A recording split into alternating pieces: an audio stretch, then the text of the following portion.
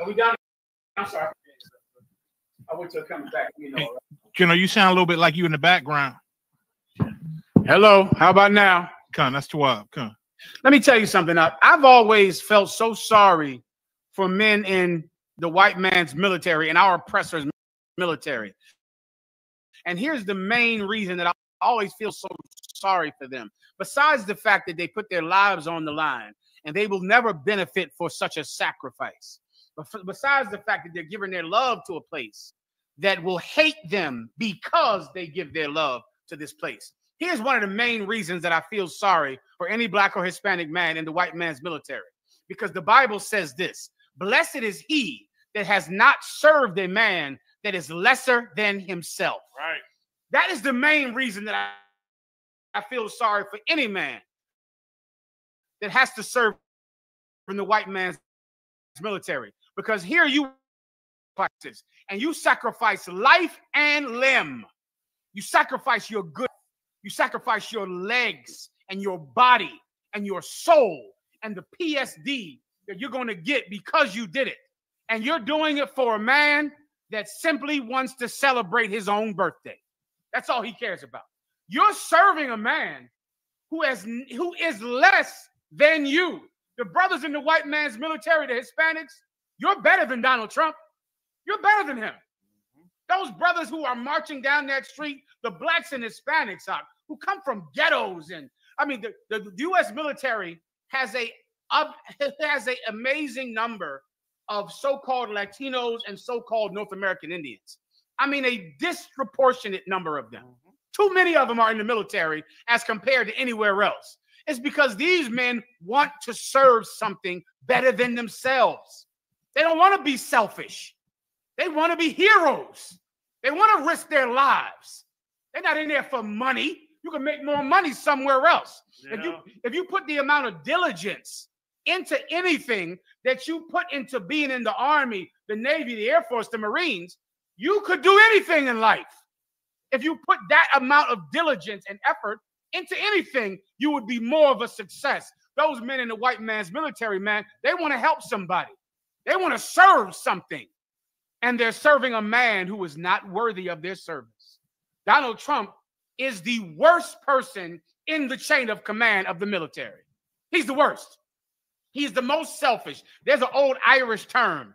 It's where you say that this person is so selfish, they have to be the corpse at every funeral, the bride at every wedding, and the baby on every birthday. That's Donald Trump. He cannot let anything not be about him. He cannot. Anything that is done must be about him. So here we have this man who skirted on his responsibility to fight in the Vietnamese War because he had an ingrown toenail. Am I making this up? I am not. Because of ingrown toenails, he was able to beat the draft. Donald Trump was drafted 3 times. But he was drafted 3 times. But he got 3 deferments because of his feet, because of his toes. Oh, did I tell you his father was ultra rich? Did I mention that one, Haas?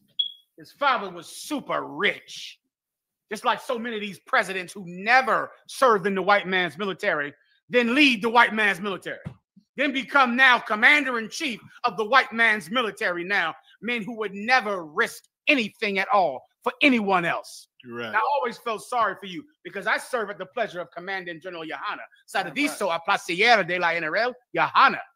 And I serve someone better than me, more patient, more kind, more courageous. Right.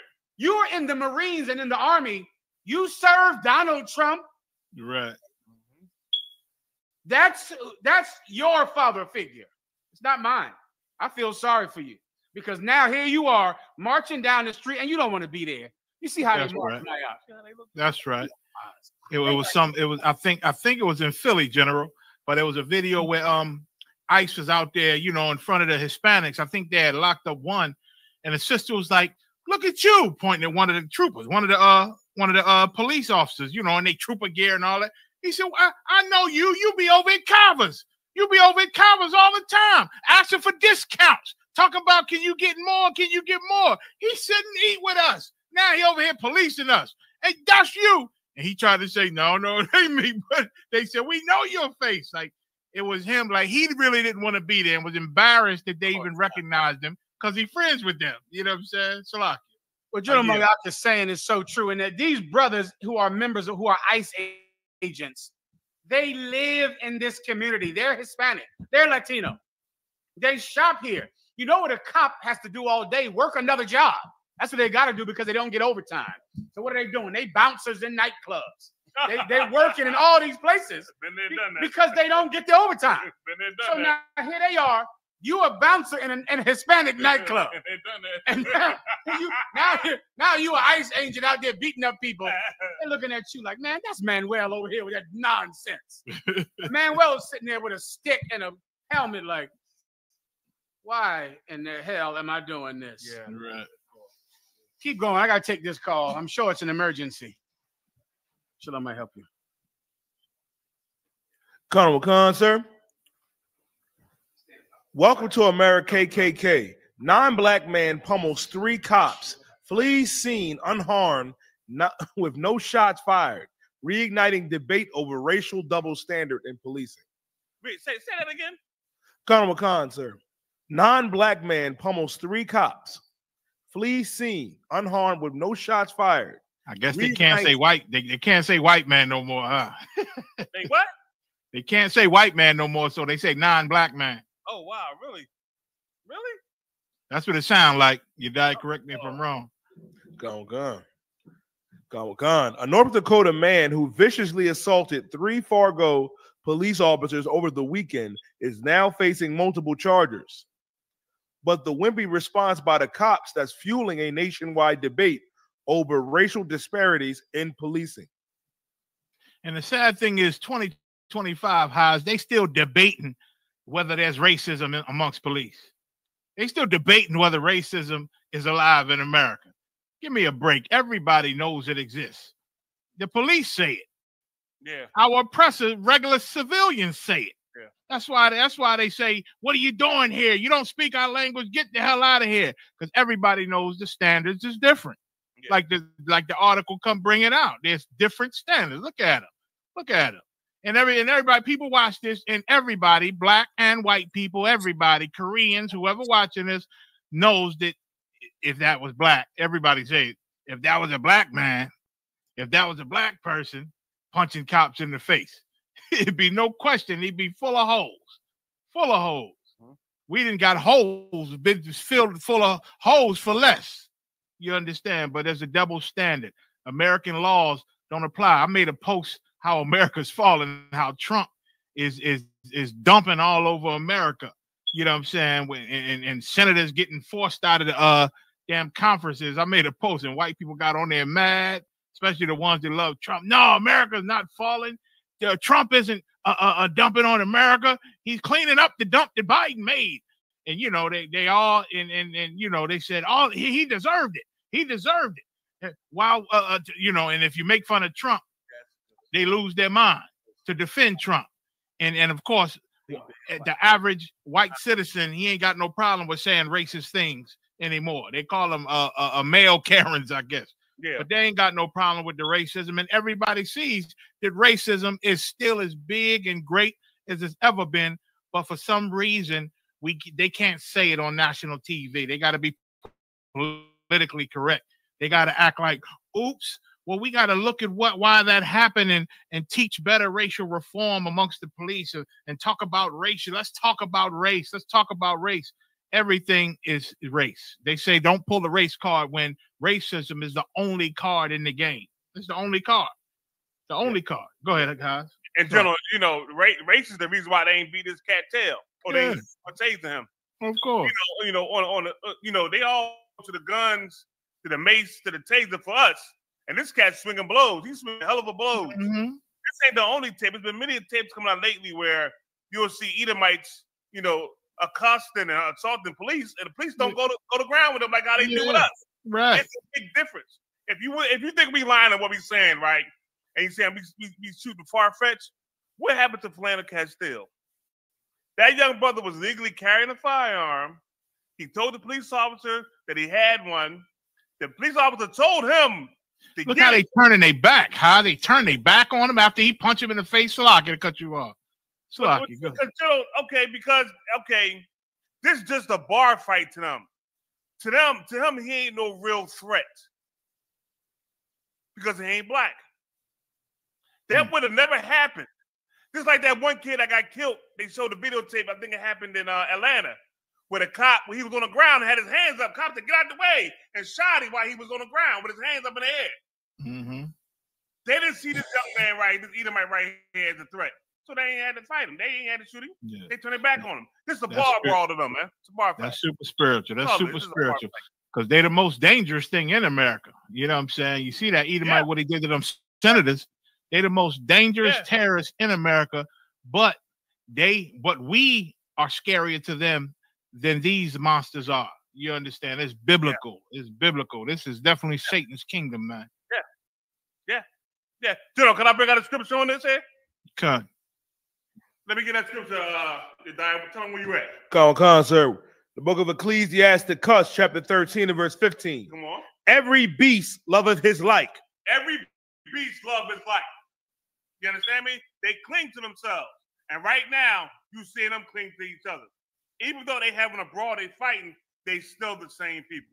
So they cleaving to them. They getting down with them. Go ahead. Come. And every man loveth his neighbor. Every man loveth what? His neighbor. Go ahead. All flesh consorteth according to kind. All flesh consort to their own kind, man. And that's what you see right here. Like how General Mayok, they turn his back to him and everything. Why? They don't really feel afraid. They feel like they ain't gonna lose their life. Why? That's their cat they know, man. This is a bar brawl to them. This ain't nothing more than that. This ain't nothing to what man when they're gonna get hurt. It's a bar brawl. They don't see it as nothing else. That's all it is. That's how they fight. That's how they used to fight their little brother growing up. You feel like they fighting their little brother in their household, fighting one of their siblings damn near. Yeah, that's all it is, sir. That's all it is. It ain't no more than that. You understand what I'm saying? This is a bar brawl. They don't. It ain't no threat to them. But if it was us, it wouldn't even went that long. You'd have heard clack, clack, clack, clack. It would have been done deal. God. And there's some more clack, clack, clacks. You understand? This is like that one time when the brother said, "Hell, I'm paraplegic. I can't get out the car." The cops still snatched him out the car, even though the brother couldn't walk, and drugged him down the street. That's the difference between them and us.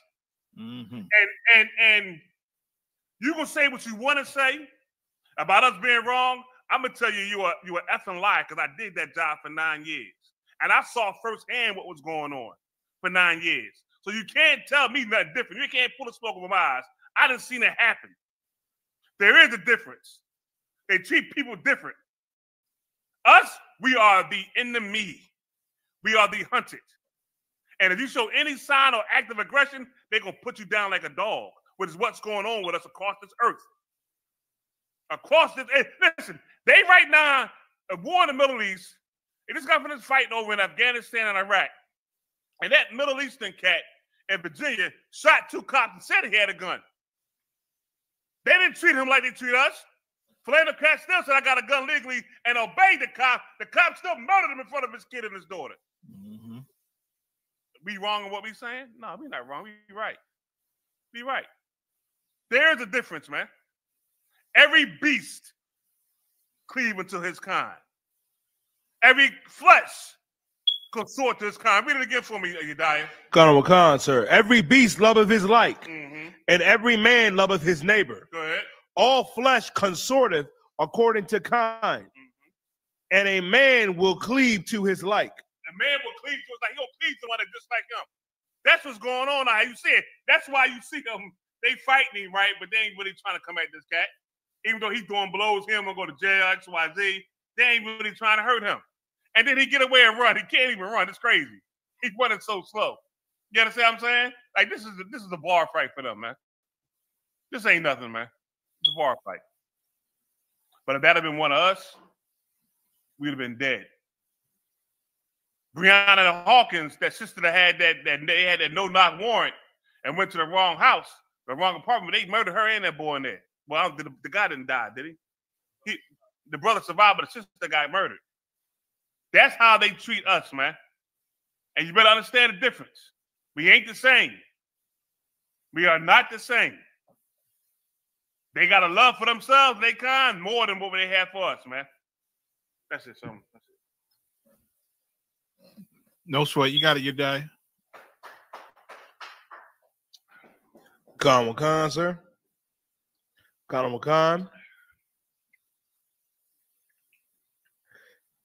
Can she get additional time for racism?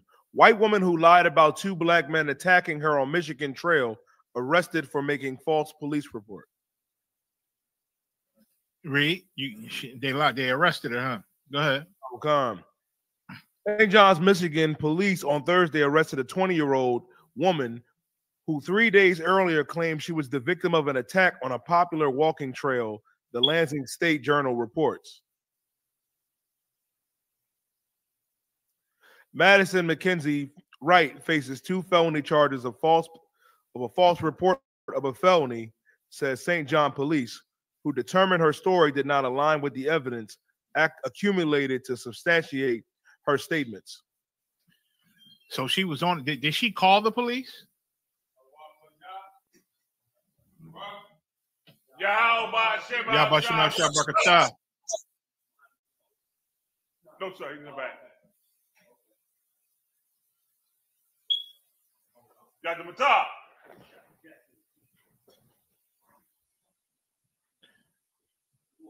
The general coming on the podium? Yes, sir. He's coming right now, sir. Okay, come. Sorry. I mean to interrupt. Go ahead. No, that was it, sir. You're going over a story about a person. Was she Edomite not? She lied about getting assaulted on the trail. Okay. Go ahead, take it for the topic. Give me a dive, please. Khan. White woman who lied about 2 black men attacking her on Michigan Trail arrested for making false police report. Read on. You say assaulted her. 2 black men, sir. Let me tell you, that's getting ready to become big. The Karens are going to go on the attack. They love white supremacy too. So they ain't going to just leave it to white men.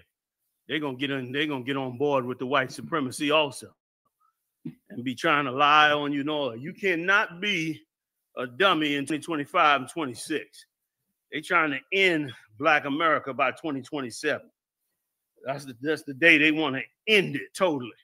So, and the reason for that is that gives them 2 years to work on the big bill that Trump has where he can eliminate birthright citizenship. The only reason they ain't moved on the tribe of Judah yet, blacks in this country, is because they got citizenship. But the minute, if they allowed to get that birthright citizenship clip, they coming for the jugular vein. I really appreciate it. Thank you. You know what I'm saying? They coming for the jugular vein. So they're going to be, creating every kind of way for black people to be tagged with a crime. And some of you are old enough to remember the days when they were doing this to us in the 80s and especially the 90s. They was locking up, they had federal mandates where they was locking, where they was locking brothers up left and right on false charges. You're going to have to face that you no longer a part of America. You never was. You was never meant to be. Salaki, General, you were going to say something? Go ahead, please. Salaki. Yeah, I thought you were saying something, General. No, I'll wait till you're done, General. Okay, real quick, that you was never a part of this place. We've been saying this for many years. You never were a part of this place. You was only brought here for punishment. That punishment is now getting ready to come to an end. And as that punishment comes to an end, America wants to get rid of you. There's not much else they can do with you. You figured out all their tricks. You see them clearly in the dark. And so now they want to make a move on you. But they can't make a move on you before the Lord delivers you out of here. Salaki, I'm done. Thank you, Joe. And that's why in the laws, that's why they keep saying, are there 2 different laws in America? Yes. There's a law for its citizens who took over our oppressor, and there's a law for the slaves. We came here to be slaves as a punishment from our God. And that's what we are. I know you got a job and you're paying your bills, but you're still a slave. That's why they're able to take your life with impunity. 9 times out of 10, they never get caught. And these Karens, 9 times out of 10, they ain't even going to jail for their racism. Yep. The one woman called did the racist mess to a little baby, a baby black boy in the park, and she raised damn near $1 million. They gave her $1 million to beat it because the court system and these laws in America, it works for them. But it does not work for us because we are the slaves. And when you walk into that courtroom, it's like a slave is in here now. Yep. And now you get treated like a slave. The decisions is all up to the judge or some jury that's still looking at you like a slave. You understand? Yep. So she gonna go to court. That's why black people, they tell our lawyers, tell us, man, take this deal. If it go to trial, you're gonna get even more time. That's our life. If we feel we innocent and we think we got proof and we know we didn't do it, if we go to a trial to fight it, to prove ourselves, we look down upon, and the judge gonna hit us with the book. You gonna get, they call it football, football years, 25 to 40. You know what I'm saying? When our oppressor, he go into that courtroom and he know I'm innocent, I don't plead guilty. They don't take no deals. They take it to trial. And if they lose, they coming back on appeal because the lawyer's setting up the appeal in the first trial. And they're going to end up getting some slap on the wrist. And this is how the justice system worked for us. Don't you go in there trying to do that. Right. Don't you go in there. That's why General YAHANNA told you, you stupid. I think last week, General, you just said that the scriptures say, agree with your adversary quickly when thou art in the way. That's you arguing with a police officer about your rights and your ID, and you ain't got to answer questions, and I ain't got to till he break your window and break your jaw and put a bullet in you. While you arguing about your rights and your citizenship, man, you better shut your mouth, show the oppressor your ID, and make it home. That's it. Put your hands on the steering wheel. I yield, sir. Come on. No, go ahead. No, go ahead. You died. Let me get Baruch 4:25 real fast. To back up what Commander YAHANNA Jeremiah said. You better understand why you're here and what's going on and what your plight here. You understand? Also, too, the Bible says, watch the times and see what's going on out here. See the things going on in the earth, man. You better understand what's going on here, man. And the only way you can do this is come to the I.S.U.P.K, man, and learn these scriptures, these philosophies, these doctrines, all right? Let me know when you got it, brother. Baruch 4:25. Come, the book of Baruch, chapter 4, and verse 25. My children suffer patiently. The Lord said, suffer patiently, man. Go ahead. Khan, the wrath that has come upon you. Go ahead. From God. For thy enemy have persecuted thee. That's what's going on right now. We're being persecuted in the streets, in this land called America. Asherah. This is where we at. We're being persecuted. The Lord said, be patient, though. Suffer patiently. Go ahead. Khan, sir. But shortly thou shalt. But shortly. But what? But shortly. That time is coming right now. But shortly. Go ahead. Thou shalt see his destruction. We shall see what? His destruction. We shall see the destruction of the enemy, man. That's what's happening now. Yes, sir. Yes, sir. Come on. No, go ahead. Keep on reading. Khan. And shall tread upon his neck. And we're going to tread upon his neck when our king returns. You understand? That's what's going to happen. Read. Keep on reading. One more scripture. Khan, verse 26. My delicate ones, have ye gone rough ways, and were taken away as flock caught of the enemies. Go ahead. Verse 27. Be of good comfort, Be of good comfort, man. What does that mean, be of good comfort, man? You know how you're going to be of good comfort when you get into this truth. Learn your history and your heritage. Learn the prophecies of what's supposed to happen and what's coming in the future. That's how you're going to be of good comfort. You understand me? You understand the times and the signs of the times that's going on right now. Read. Khan, O my children, and cry unto God. And cry unto the Bible, man. Whenever we cry to the Most High and went to him to deliver us, we get right with him. Like the Bible says in Chronicles. When we face the east, when we stop sinning, do what he say do, face the east, praise the Lord, cry to the Most High, he come deliver us. You understand? That's what we got to do to now. That's what we got to do now, y'all. That's our plight now. Go ahead. Khan. For ye shall be remembered of him that brought these things upon you. You understand me? Go ahead. Verse 28. Last one. Come. For as it was your mind to go astray from God. It's up to you. You don't want to go ahead and eat pork, shrimp, crab, and lobster, right? You don't want to go ahead and celebrate these so-called high holy days that our oppressor got, and all them days that he's celebrating, all those holidays and everything. It's in your mind to go away from the Lord. Those days not in the Bible, man. Easter not in the Bible. Christmas not in the Bible. Memorial Day not in the Bible. What's in the Bible? YAHANNA, Feast of Tabernacles, Feast of Purim, Feast of Dedication. You understand? That's in the Bible. Passover, it's in the Bible. Go ahead. Khan, sir.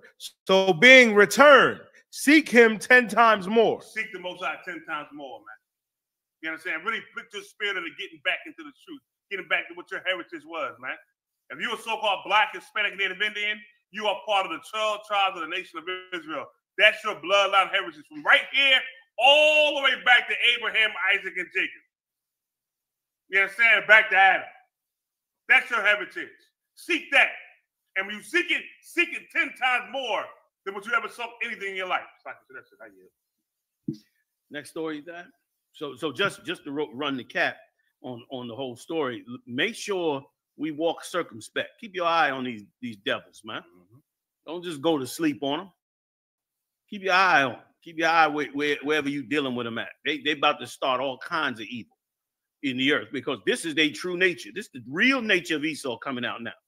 And it's coming out because he's in his element, the element of killing and destroying and all of those things. So stay in your game, brothers and sisters. Stay in your game. You know what I mean? Remember why. Now you truly understand why we call the white man the devil the Bible speaks of.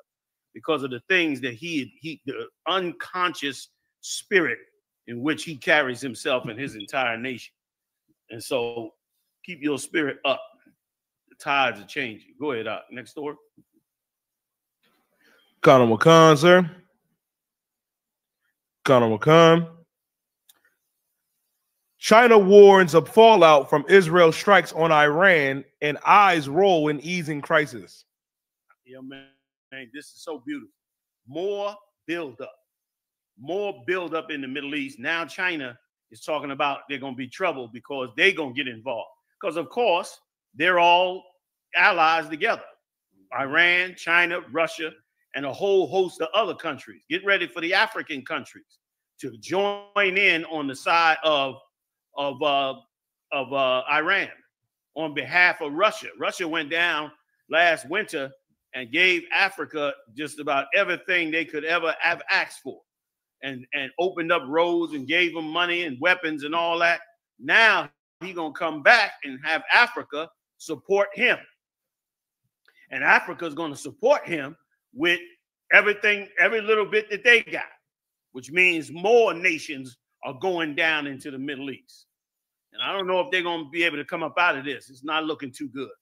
It's not looking too good. And I don't know if y'all heard, but Turkey went into Syria and blocked the Israeli jets from coming into Syria. And they're saying now, these are rumors, but we'll find out as we go on whether they'll be true, because now it's being said that the Israelis are in the Ukraine, helping the Ukrainians fight the Russians. So everybody's getting into this. And on top of that, the Saudi Arabian air base went on high alert this morning. And this is not a rumor. This is firsthand news we received from the brothers. A brother in the school has a daughter at that base. She called and said, we on high alert because of the possible imminent attack by the Iranians. Now, it didn't go down. We haven't heard it, but they went on alert, so it must have been some threat. That Middle East now, brother, is a powder cake. Another rumor that's out, which we'll see if it's true. He said that an unknown jet flew inside of Israel, dropped a bomb, and flew back out. And they can't identify what the jet is, who the jet is, how it got inside, how it got back out. Nobody knows who this jet belongs to. Pakistan also threatened Israel. Oh, it's becoming a real mess. So now that China has spoken out, you know who they speaking out against America. And America got a hell of a drone game, but so do China. And so does Russia. It's getting ready to get on. Go ahead. Khan. Beijing voices grave concern over Israel's attacks, while analysts say future of conflict depends on how the U.S. and China intervene.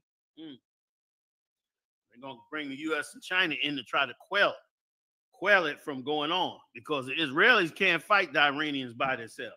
They have to have American weapons, or they got to drop a nuke on them. One of the two.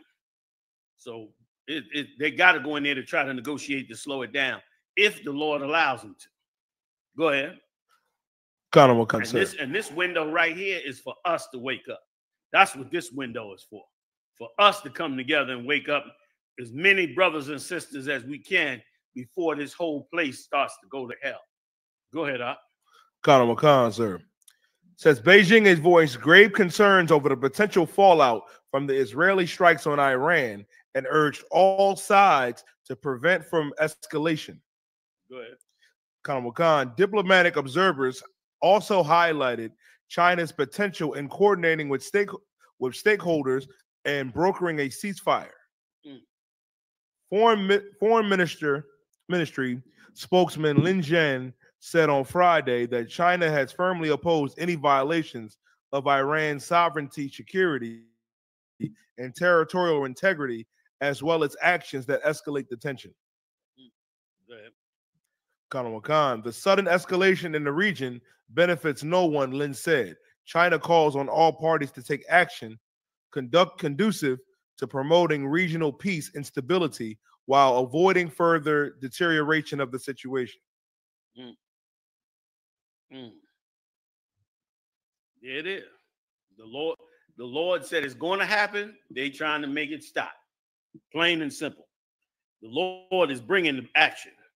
They're trying to get the action stopped, but they can't do it. I yield.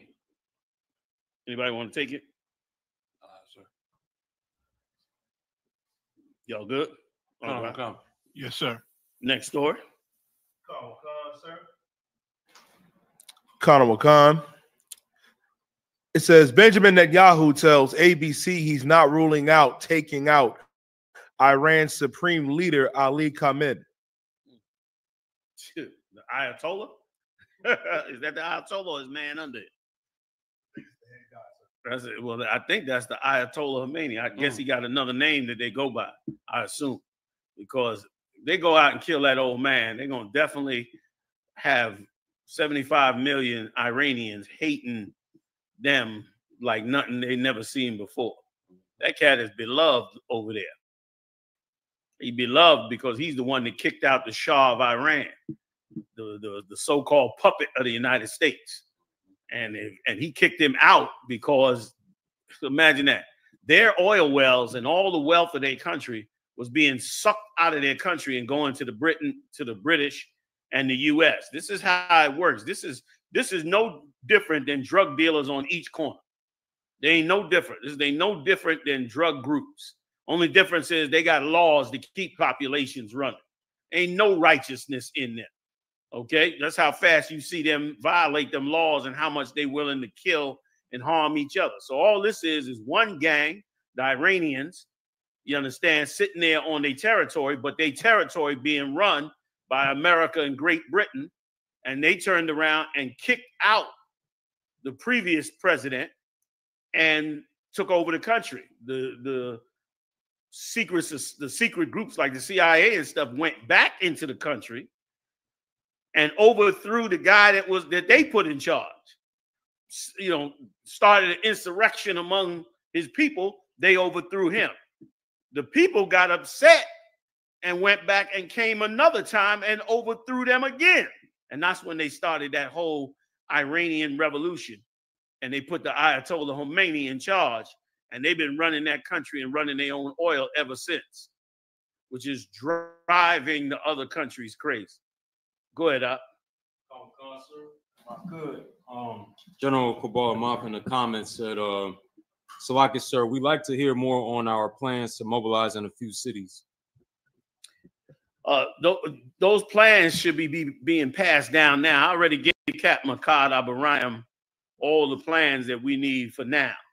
And he has those plans. Those will be distributed either in council or by one-on-one by him to each camp. We don't need to publicize everything we're doing, but know that we are helping our own, you know what I mean? And all our ideas. So I understand what Q is talking about, but we already had discussions on that. All the captains of all the camps been given their orders. All camps know what they need to have done, and they know what times these things need to be done. Everybody else, you should follow the laws, statutes, and commandments, and follow your camp leader, and he'll pass down any instructions that you need to get. But basically, like I said last week, we're already ready. You might not think you're ready, but you are already ready. And you're ready in more ways than you know. Some things that you're doing in the work of the Lord have prepared you for some very heavy days, and you don't even know it. But you're going to find out about it because it has to be revealed to you eventually. But not now. Right now, everybody should just, have some preparation for the things that may happen, like the lights going out, or like a cyber attack where the banks shut down, or where the welfare go bad. Those are the things you should worry about for now. Water, the water go down. You need a little water in the house. You know what I mean? Get you 5 cases of water, put them in the house or more. You know what I mean? Stuff like that. That's all we need to be doing right now. You know what I mean? But in the near future, there'll be a whole lot to do because they're going to turn on the American people, so-called American people. They're going to turn on them. And we'll be bringing out more and more and more. And the Lord is with us, man, like you've never seen before. He's totally with us, and I sleep good at night. Sleep too much at night. I'll be having to wake up, turn the news on to catch up on what's going on. Because I'm so unconcerned, because I know that the Most High have done so much to build this nation up and so much to put us in the position to carry out what we need to carry out. The big question is, can you handle the weight when it comes? Because these people are coming. Trust me when I tell you, it don't look like it right now, but the people are getting ready to need leadership like you've never seen before. Okay. And the Most High is giving you everything that you need so that you could be that leadership. All right? Okay. And if I may, General. Please, General. And if you're not in this school, if you're trying to be one of them elect, you understand the scriptures say, make your election sure. You better come on in here and lace up your boots. You understand? Put that war scarf on, put that garment on, and get up in here with us. I see a lot of people supporting us, and that's beautiful. That's beautiful. You're learning, you're watching, but I'm seeing a lot of slave names. Come on in here and lock in, man. Earn your Hebrew name. Get up in here. So when things do get hot, because it's going to get hot, it's going to get hot. That's money in the bank. You know what I'm saying? That's, you can count on that. It's going to get hot, but when it get hot, you better be locked in to get your orders. You understand? I yield, sir. If I could read one scripture on it, yeah, man. So many good ones right here. I'm gonna do 146:5 on down if y'all don't mind. Y'all can jump in anytime y'all ready. All right, that's a good point you brought up, General Mayat. Like now's the time. It's time to be sober-minded now. It's time to come into the work of the Lord. It's time to get serious. If you've been on the sidelines, no problem. Just get your act together. Come on in. Lay up your folly ground is what the Lord said through the prophets.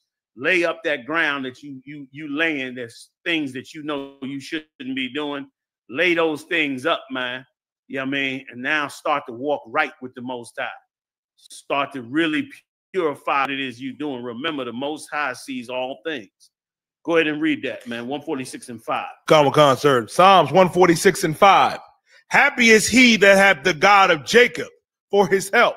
See that? In this time, you're going to be a happy man if you got the God of Jacob for your help. You're going to be very, very happy that you know and understand what you're learning. Let me tell you something. Our big celebrities are watching this radio show. Big celebrities. People from all over in the Black and Latino community watching this show, and others like it from the I.S.U.P.K. because they know the times as well. They see it coming. They see their rich friends spending millions of dollars on bunkers all over the world. So they know that their friends know things that the rest of the public does not know. And as they're watching them, they start to realize, I better start getting sober-minded also. And they starting to listen to the truth. Let's read on. Go ahead. Khan, sir.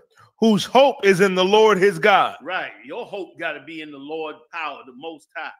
That's where your hope got to be. Your hope and your faith. It's got to be in him. You got to, and listen, this is the hardest task. The other nations can't do this. Only we could do this. We're the only nation that can believe in the invisible power and carry out his will right here in the earth on to the end. And we fail many a times in doing it, but we're the only ones that can even do it. Everybody else got to go build them a statue, a rock, a cross, or something, or find a man and turn him into a god. Nobody else can believe in the invisible God. And if I get a chance, I know we got other scriptures to bring in, but I won't bring in the scripture on the ant. Because the ant scripture is the one to have these days. But anyway, we'll come back to it. Read. A couple more of these, I get up off of y'all. Verse 6, which made heaven and earth. Go ahead. The sea and all therein is. Right. This place is not just random. This place is run by the Most High. He made the sea. He stops the sea at the end of the ocean. Now, everybody's in here trying to do what they ought not to be doing and is making it look like this is a free-for-all place of chaos. It is not. We are on a timeline to the end of this world and the beginning of the world that comes after. And the biblical prophecies in the Bible have been saying it for 5,000 years. Everybody has ignored that blacks, Latinos, and Native Indians are the people that this Bible has been talking about. Now's the time to step up and stand with the Most High, regardless of what somebody else is saying. We serve your white God. We serve your Arab God. We serve your Chinese God. We serve your demigods. We serve your statues and stones and crystals and voodoo and all your gods. We did it all in our ignorance. All of it failed us even to this time, to the end. Well, guess what? Now we serve the nigger God. That's who we serve now. Yahweh is his name. And brother, we stand on that and watch the Most High work on your behalf. Read on. Tell them where you at. Khan, sir. The book of Psalms, chapter 146 and verse 6 in the end, which keepeth truth forever. He keepeth the truth forever, meaning he laid out this prophecy and told us in the Bible and the world, according to these scriptures, what the world was going to be, how it was going to play out. What is the end results that the Lord wants? What are those end results? Christ in charge of the earth, and blacks, Latinos, and Native Indians, West Indians, and so forth are all going to rule in the kingdom of heaven. That's the plan he laid out, and many nations came up against it. Many nations had their will, especially when they caught us when we broke them laws. But guess what? That time is over now. They got to deal with it now. That time is up. Okay? Go ahead. Khan, sir. So that truth will be kept forever. Go ahead.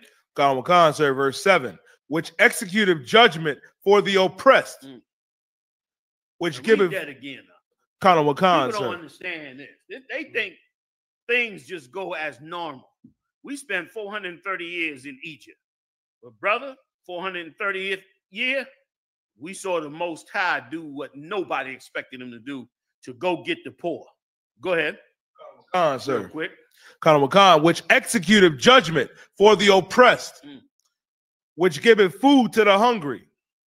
The Lord looseth the prisoners. That's right. This is the day that you living in now. Put your head up high, man. You living in a day where you getting ready, where the prisoner is about to get released from the whole entire kingdom while this kingdom falls. Go ahead. Khan, sir, verse 8. The Lord openeth the eyes of the blind. That's what you're dealing with now. Like Q brought up the question, what are we to do going forward? Your eyes are being opened. And let me tell you, man, something, man. This is a little bit halfway personal with me. People disparaged us for years about putting this truth out. What y'all niggas doing? Y'all standing on the corner. You not doing nothing. We got this group and that group, and we doing this program and that program. But we stuck with the Most High in Christ. And let me tell you something else. Because we stuck with the Most High, guess what we did? We raised up men. And guess what them men did? They raised up women. And they had them women teach them children. And now brothers and sisters is standing on their feet. You got niggas out here trying to talk about we're going to open a school. We're going to open a school. You're going to open a school for children. You done forgot the parents that's over these children. How you going to go teach the children and you ain't teaching the parents? Right or wrong, Myron? Right or wrong, huh? Maya. You're gonna teach the children and the hell with the parents. They too difficult to teach. They too old to teach. Nah, they're the Lord's chosen people. We started from the head of the household and worked our way down, and Brother Israel have done a magnificent job with it. You need to come into UPK and see for yourself. Go ahead. Sir. Khan, the Lord raiseth them that are bowed down. Right. You've been bowed down in this kingdom, and they trying to bow you down again. That's why it's dumb as I'll leave that alone till we get to the story. But you've been bowed down. But the Lord gonna raise you up. Come on, two more real quick. Khan, sir. The Lord loveth the righteous. The Lord preserveth the strangers. He have revealed the fatherless and widow. That's right. He gonna take all that off of you, man. The fatherless and the widow. And you've been fatherless. You done followed every other god in this earth. Gave so much praise and recognition to these gods, especially that white Jesus. That white Jesus, boy, he's still reigning supreme in the black community. He still gets 350,000 abortions behind him every year. That white Jesus, he commands power in the Negro community, the Latino community, the West Indian, especially the West Indian community. Oh my God. He reigns full in the tribe of I.S.U.P.K. That white Jesus reigns supreme. 350,000 abortions just in the U.S. Now more in the other tribes. Okay, outside the U.S. All the killing and torturing and murdering, the hatred of one another, all that. He reigns supreme. I ain't never met a more violent, vile human being than Christians, man. And big shout out to Cat Williams. And we give up one for Cat. Y'all heard about it? Cat Williams, brother. We got up on one of those podcasts, one of them shows. And brother, he went in on Joel Osteen. You got to see the tape. I mean, he tore that boy out the frame.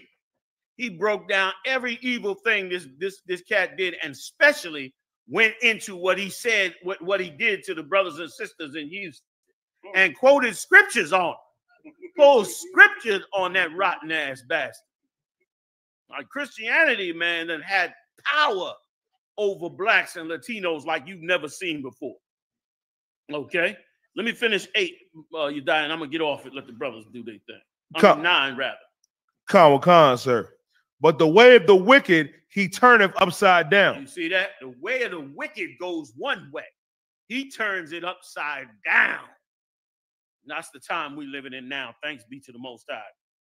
Okay, I yield. I'm done. Pour. Damn right. Oh, sign crap. But yeah, he went in on them. And now's the time for them celebrities to do that. Like what he did was right. He used his platform and his power, and he went in on this cat. This cat black women been making this cat rich for years.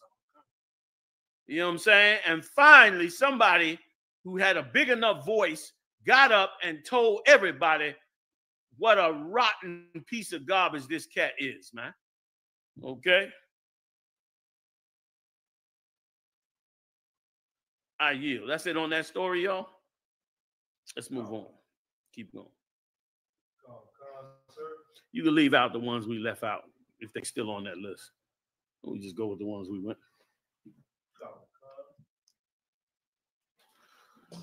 What we know about the attack on the 2 Minnesota lawmakers. No, I don't need it. What? Go ahead. Khan, sir. Khan. On Saturday, 2 state lawmakers from Minnesota were gunned down in their homes in what Governor Tim Walz called a political motivated assassination attempt. The attacks left one politician dead and the other seriously injured. Police are hunting for a suspect, Vance Luther Bolton, who remained at large on Sunday night. The attack drew condemnation from across the political spectrum. Donald Trump said in a statement that such a horrific violence will not be tolerated. U.S. Senator Amy Klobuchar, a Minnesota Democrat, called the attack on everything we stand for as a democracy. State Representative Melissa Hortman and her husband Mark were shot and killed in their homes, the governor said.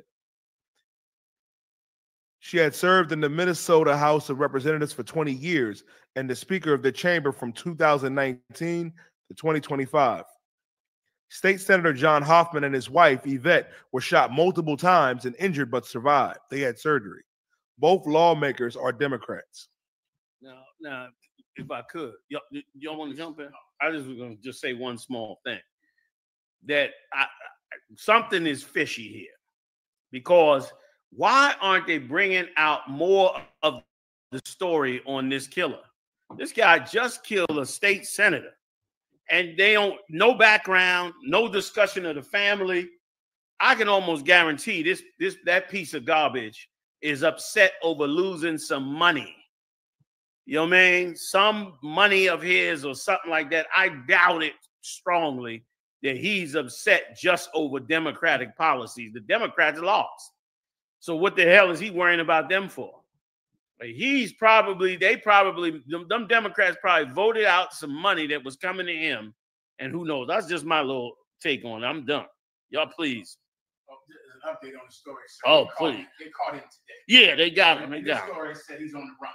Right. Oh, I got you. Exactly. Okay. But they caught him today in some field over there in Minnesota. And they caught him, they caught him in some field in Minnesota today. They arrested him. He was unmolested. He was not right. Go ahead. He did not get shot. He attempted to murder 4 people. He murdered 2 people. They found him in a field today. He got in at least 2 shootouts with law enforcement officers. And they arrested him in this field today like you pick up a baby out of his crib. He was completely unharmed, which of course is still shocking those in the Black community and Hispanic community that do not understand the abhorrent cruelty of an unarmed Black person when it comes to an armed white person. A white person who was actually armed. A white person who was actually murdered 2 people and had a shootout with the police officers yesterday. They arrested him today with guns. He was armed. He was armed when they arrested him. And they, of course, didn't harm a hair on his head, which shows you something about law enforcement. They have the ability to check themselves in their anger. Yes, they do. So many times, they tell you, we had to make a split decision. We had to make a split decision in the middle of this arrest. We had to arrest him this way because law enforcement officers, their lives are in danger. So we give them mercy when a cop shoots an unarmed Black person thinking he was afraid that the man might have a gun. Right. Well, watch a cop arrest a white man with a gun. And he's going to treat him with great restraint, with great mercy, with great professionalism. I looked at this video. There was some professionals on that video, Haas. Professionals. Not angry white men screaming and lunatics over, does he have a gun? Put the gun down. No, none of that. He was in a field. They picked him up like a customer. They treated him with professionalism. They arrested him. They searched him. They asked him questions. Do you have anything else on you? Talking to him. Put him in the car. They just found his car full of guns. Yeah, and they got in a shootout before he left that car. Yes, he left that car because he got in a shootout with them. Yes. Had to run on foot. When they arrested him like a person in a bank seeing a teller. Put him in the cop car. He didn't bump his head on that hood like they used to love to do. They escorted him in the car, took him to jail to await a judge's decision. I hear you. I mean, that's a professional arrest. The problem is a 6-year-old Black boy doesn't get the same professionalism. That's right. An unarmed Black man gets treated like you're arresting an animal who might kill you at any moment. So you have to shoot him before you find out if he's armed. Well, once again, this says something about police that might free you from your mind of, they're making a split decision. They're putting their lives at danger. They're not. There is cruelty that America has, that Great Britain has, that France has, that's reserved for Blacks and Hispanics. That's right. That they don't give to anyone else. A cruelty like you save something and you don't give it out to someone else. They're saving their anger for us. They're saving it like you saved something precious. They won't give it to a white man who just murdered a congresswoman. Yeah. No, which means You know what that means? This man killed a congresswoman and her husband, shot another congresswoman and his wife. And when they arrested him, they were not angry enough to kill him, which means they hate blacks and Hispanics more than they love America. Yeah. They don't love their congressman, because if they loved their congressman, they would have just shot him because he's dangerous.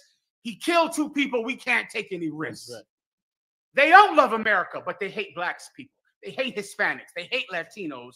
And they save their cruelty for us. Yeah. They save it. It's precious to them. Yeah. And they only give it to us. So like you said. You're right. Go ahead. I was so happy when I got out the job and the Lord saw fit that I couldn't go back no more. And I was getting phone calls from the DA's office to come to court for all the rest I had. I thank the Lord that 2 things happened with me. One, I never took a life. Amen. And the life I was going to take was going to be one of my own kind. And that's what I was encountering, right? Damn right. I always, you know, the class we had, the class, my brotherhood, I always thought twice before I put my finger on that trigger. Bullet come out, you can't call it back. Like, you know what? I'm not going to always go for the trigger. Mm-hmm. Couple instances. Mm-hmm.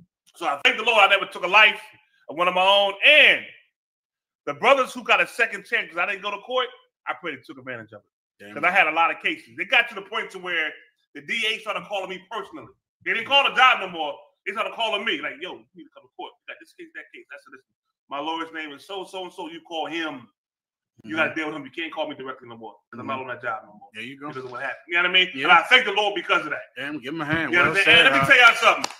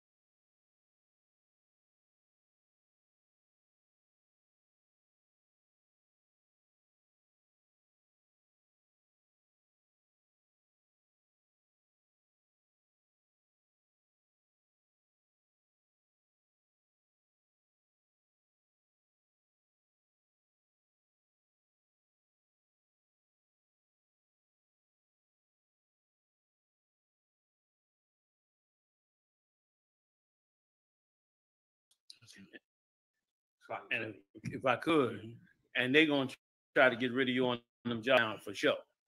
For sure, they got to get rid of black cops because of how heinous they want to come down on blacks and Latinos. Yeah. So it was a blessing the Lord got you out early, because you did a whole lot of work in here that could have been done that you could have wasted time doing out there. You know what I mean? Instead, you actually got it done in here. Brakatah Yahweh Shem Yahushua. You know what I'm saying? And the same, and the same with the future. You brothers that's out there that's in law enforcement. You know what I mean? Don't think you got to stay in law enforcement to stay safe. Come up out of that, man.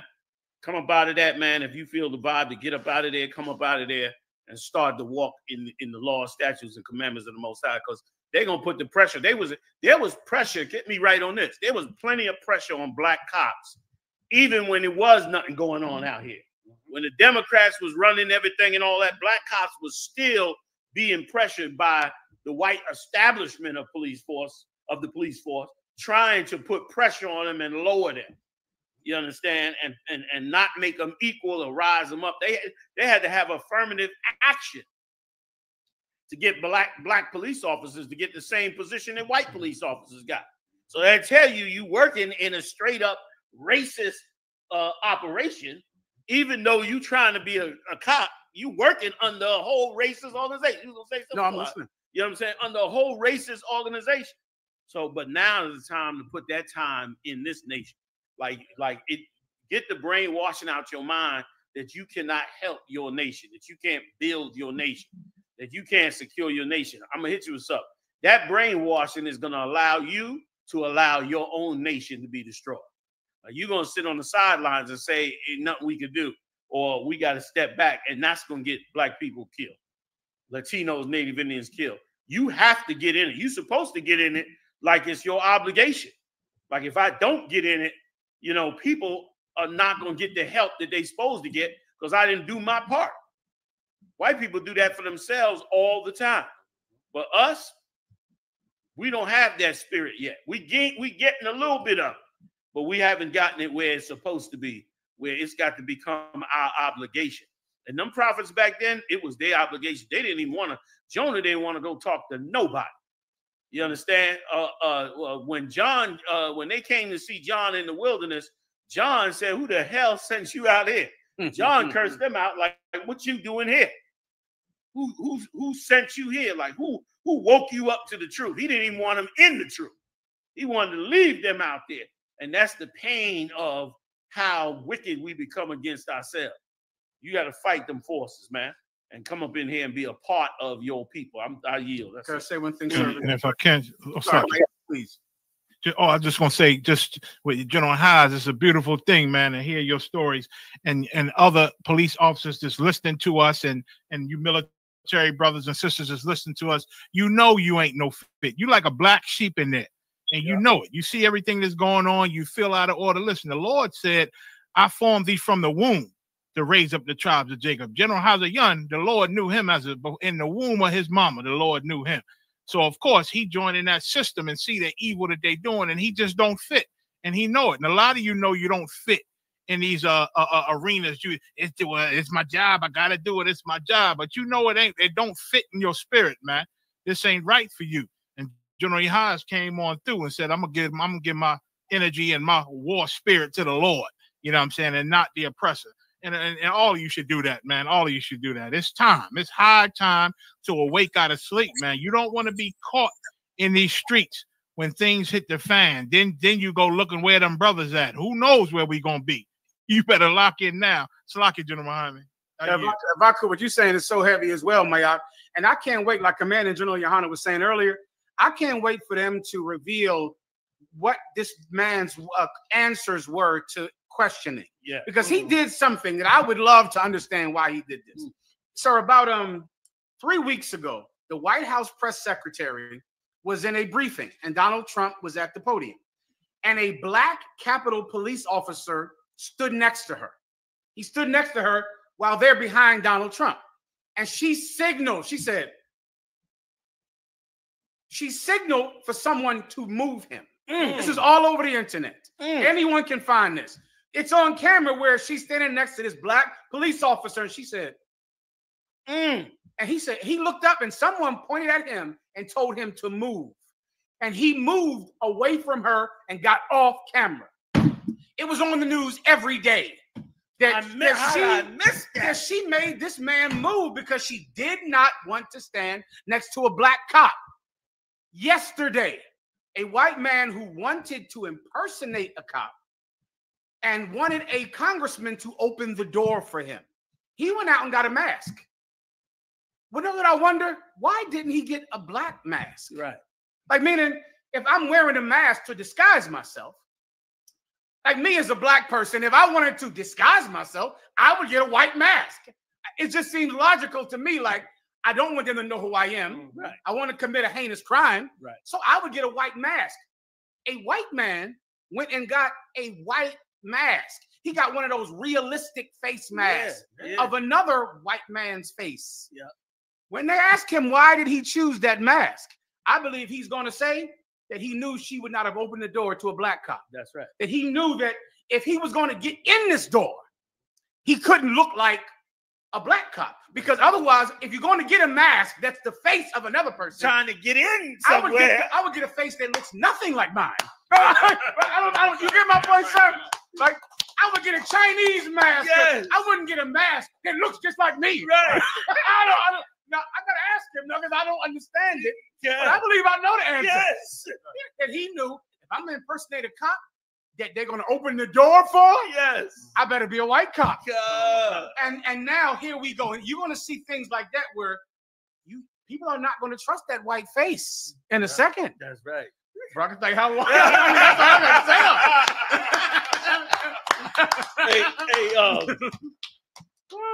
Let me just answer Pilot J, y'all. Pilot J, I think it's Pilot J. Pilot J, you said y'all advising anyone to quit their jobs, whether they work in law enforcement or not, is so dumb.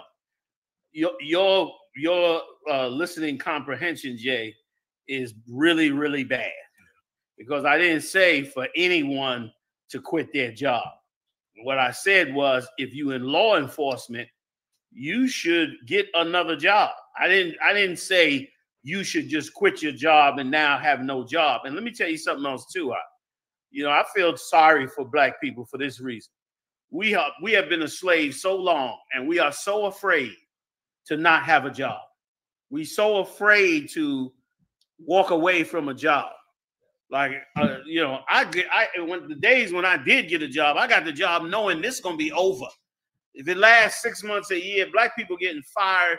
Now, listen, these companies are going to fire you wholesale. We got a story coming up where, was it a story or did a brother, I think, matter of fact, so much stories coming in. A brother in Chicago, one of the officers in Chicago, works for a company, manufactures things. The company told him, because he got a little position, told him, in the next few days, we're going to fire all of the Haitian staff in this company because of Donald Trump's executive order. They're going to fire all the Haitians. They got hundreds of Haitians working for them. They're going to fire all the Haitians. I got bad news for you. You got to wake up and smell the coffee. Black people are going to get fired wholesale like that too. They fired 120,000 people in Washington, D.C. when Elon Musk was going through there. You know how many people that is in little Washington, D.C.? 120,000. I had brothers calling me saying, listen, man, I might get clipped. They doing this and they doing that and they doing this. And brothers was like, it was all over DC. They were firing people. If you too scared to get fired, you better get your head right now, because you going to get fired in many cases. You are being evicted from America. You need to recognize that. You are being evicted. That's what's going on. Donald Trump is erasing Black America from the record and from everything else. And if I could add to what Muhammad was bringing out, part of the reason, General, that she moved that black cat, part of it was her own racism. But one major reason she did it is because with the way the Trump administration is going, they can't have a black face behind them. Remember, they trying to get the black out. Right or wrong. Right. They want the black out. They can't have him giving a speech and there's a black person behind him, because his whole policy is about getting rid of blacks. Right. Taking out the military, taking them off of the websites, wiping out the historical books on blacks. You can't see the writing on the wall. You're being evicted. That's what's going on. And then here's the worst part. It's going to be a Holocaust, because after these jobs get lost, guess what's coming next? Now you can't pay your mortgages. So now them houses and mortgages going to all go into default. All that Fannie Mae and Freddie Mac mortgages, they going in default, because you ain't going to be able to pay the mortgage. So that's going to be the next wave. And then the next wave and the next wave, and it'll go on and on and on, brother, until there's nothing left. It's what the Egyptians did to us by telling us we had to make brick without straw. Like, as they get in more danger and we rise to higher heights, they have to come up with ways to cut us off. I would never tell anybody to not have a job unless you have a way to either make money, or you in here working with me directly, and we in here, which we taking care of every single brother we can in this school. Every single one. Big shout out to Ahmad Yashar doing what he do. You understand? He worked like a trooper, a super duper on all that stuff with that money and all of them, moving that stuff. the right way. Like that's what we do, Jay. I'm not telling you to just quit your job. I'm telling you, you losing your job. I'm telling you that you as you get into being in this job, you about to see more racism in the law enforcement agencies. And some of it will be turned on you. If you grew up in New York City with me, you would remember the days of how many black cops you got shot in New York City. You know how many black cops got shot in New York City in the subway? Tons of them. It was so bad that the cops had to have wristbands. Undercover cops in New York had wristbands. They had a whole host of wristbands that they issued to the cops. And what they did was they would call in every morning before they go to work, and the station would tell them the color of the day. The color of the day is green. The color of the day is orange. The color of the day is pink. They would have to pull that armband on and put it on their arm. And that was the only way for the other white cops to know that this cat was an undercover, because they were shooting black people so much. They were shooting the black undercover cops to where black cops didn't even want to be undercover because they was going to get shot all the time. So they came out with the color-coded band. And then they had to abandon that because, of course, somebody started selling them out and all the criminals started finding out what the color was. And so they start getting the bands, and now they wearing the bands and they the criminals. It was a mess. So wake up. Nobody telling you to go quit your job. Y'all love to try to put them labels on us. Like we, some kind of group that wants to just wipe you out and make you run around eating gruel and not holding a job and living with no electricity. No, man, we ain't telling you that. Go get all the money you can get. You know what I mean? If the Lord allow and is lawful and right, and pay your goddamn tithes. You think we don't want your tithes? We want your damn tithes so we can help more people. You understand? We're not telling you to do that.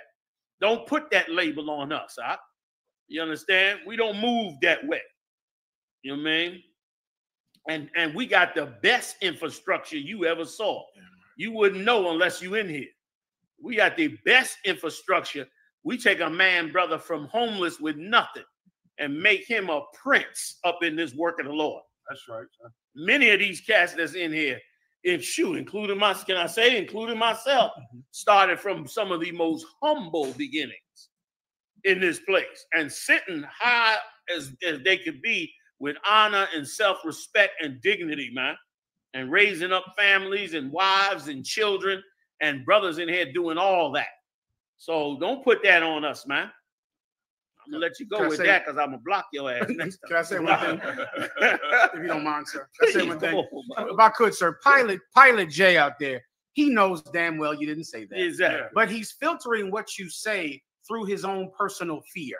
He's scared. Let me tell you, at the service of Command and General YAHANNA, I've counseled engineers, nurses and doctors, lawyers, police officers, and people in the white man military.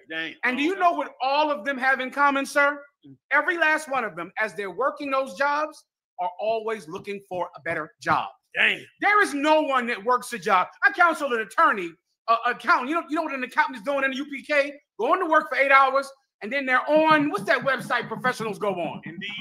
Indeed and what's the one? LinkedIn. They sitting on LinkedIn as they home after they done work 8 hours at the law firm. They trying to work at a better law firm. Yeah. They trying to make more money. What is a lawyer, a nurse practitioner doing in here? Yeah. Working 8 hours, giving prescriptions, and then on LinkedIn finding a recruiter. Everyone on a job is looking for a better job. Right. Pilot J. Everyone, who the hell is not? Who the hell is working any job expecting to never get laid off? Right. You think these police officers should go to work being a cop expecting that they will never get fired? You're a fool. Let me tell you who Pilot J is. He's the one that snitches on you at work. That's Pilot J, y'all. I'm telling you. You ever see them black people at work that you wonder who the hell snitched on your time? Yeah. Who the hell told you went on break early? Pilot J. Pilot J is snitching. Why? Because Pilot J is not looking for a better job. He's just trying to hold on to the one he has. And he is never any professional, an Uber driver, a construction worker, is always looking for a better job. Yes. Who in the hell is not? Who's not? Who's not looking for another side hustle, another way to get a few dollars? If you give me a doctor, they're like, damn, John Hopkins just ain't paying my student loan off. Right. Like they should be. Right. Let me see what Presbyterian is doing for doctors. Boom. There is no one that is sitting on a job, sitting on their laurels like, I'll never lose this job. Right. Whatever you're doing, you better get ready to get fired. That's it. I don't know what else I can tell you. Listen. Because you're going to get fired Yes. if you're a doctor, lawyer, construction worker, cop, or in the military. Yes. What do you think people do in the white man's military?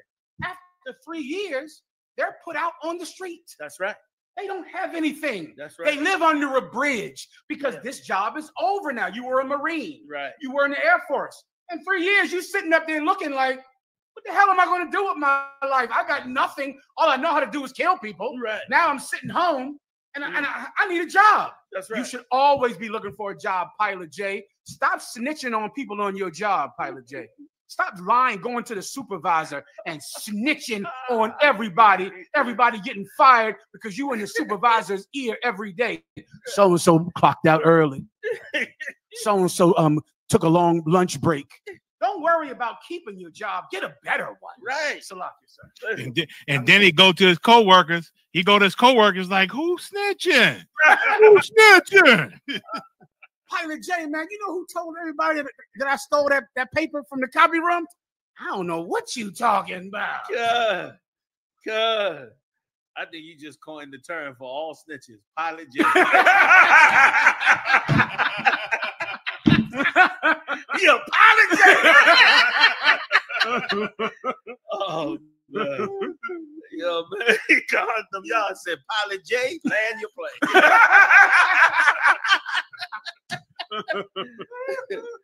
You see this line he said here, sir?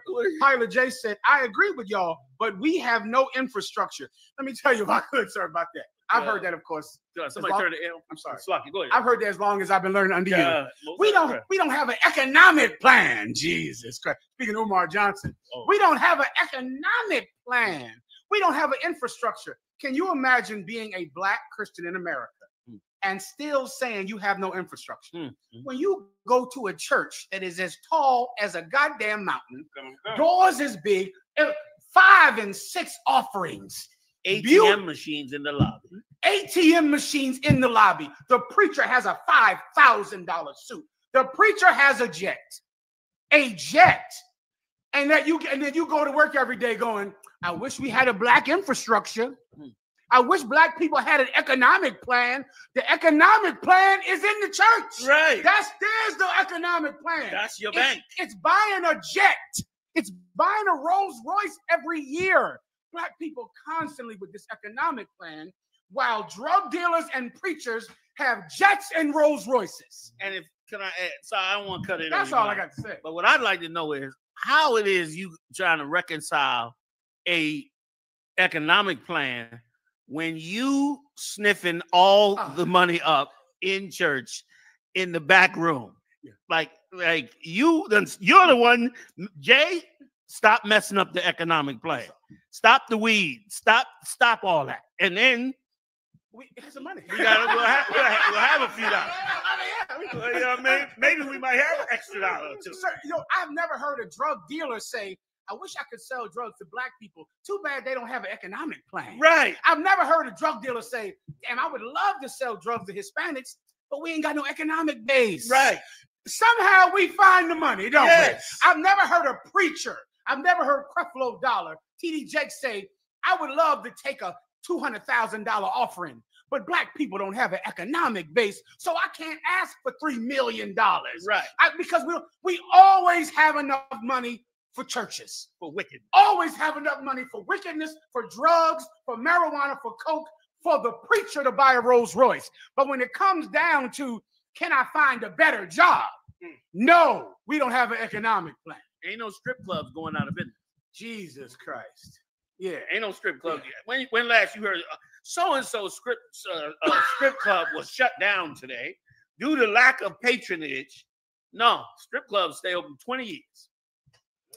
We ain't running out of, I don't see no liquor stores closing. No, sir. I first came to Philly in 1991. That was my first year coming here to do work in Philadelphia. And the same liquor stores that was open in 1991 are open today, right now. So what the hell economic plan we need? We need a moral plan. Right. That solves all the other plans. That's Come right. on, Murat, please. Please, Murat. Locking, sir. Paula J don't want them strippers to quit their job. You can't let that That's a good one. God. Damn right. Yo, man. So start trying to think outside the box. Somebody turn the air on. Let's start thinking outside the Okay. Oh, Make it colder. oh, I got you. Right. The water too, Akim. If we got to start thinking outside the box, and once again, this is why faith is important. This is why trusting in the Lord is important, because you can't see it. Now I want the scripture on the ant, if I could. Because this is why you got to trust in the Most High, because you trying to do things the way society tell you to do it, or the way it is in your mind, or how you think it should happen, is going to end in a disaster. It has to be done the way the Lord said. I got the Cat Williams tape. Yediah pulled it up. We're going to pull it up in a minute. I'm going to just get the scripture first, but we're going to go into the Cat Williams because what he did was bold as hell. All right. Condom, y'all, it's too much. Pilot Joe, warning. Pilot J, warning. You've entered a no-fly zone. I don't know why Pilot Joe, I think, is his real name. I'll take it like that. He lied about the name. No problem. I don't think he's a J. You think that's Joe? Yeah, that J is to sound black. He's a Joe. All right. Yeah. Yeah, man. God, come on, give it to me. You got it. The one where it says, "Go about thou sluggard." Look up the word sluggard. You got it. Okay, to what? Khan, sir. Proverbs chapter 6 and verse 6. Go to the ant, thou sluggard. Right. Go to the ant. Because listen, let me tell you something. Ultimately, you needing what the slave master is offering is really you being a sluggard. You're not willing to do the hard work to help yourself. And you know what the proof is? You won't do the hard work to get your people to support your own businesses. But I don't see no Chinese restaurants shutting down. Do you? No. I ain't go to my favorite Chinese restaurant. Oh, they shut down. Yo, what happened? Never. Some of them in there selling dog food, and they still open today. That's right. Okay, violation after violation after violation from the city and the code and LNI and all of that.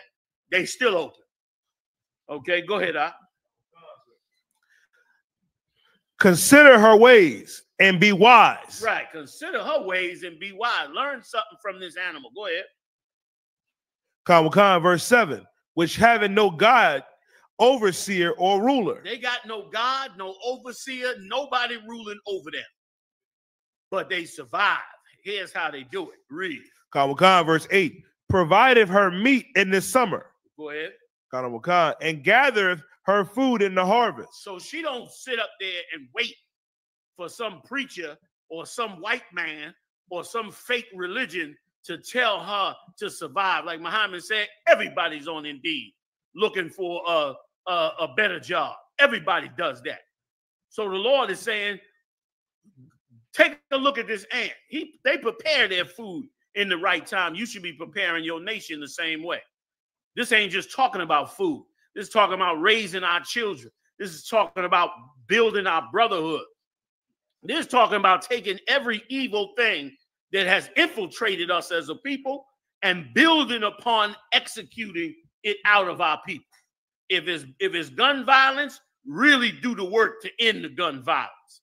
If it's prostitution or hoeing, really do the work to end it.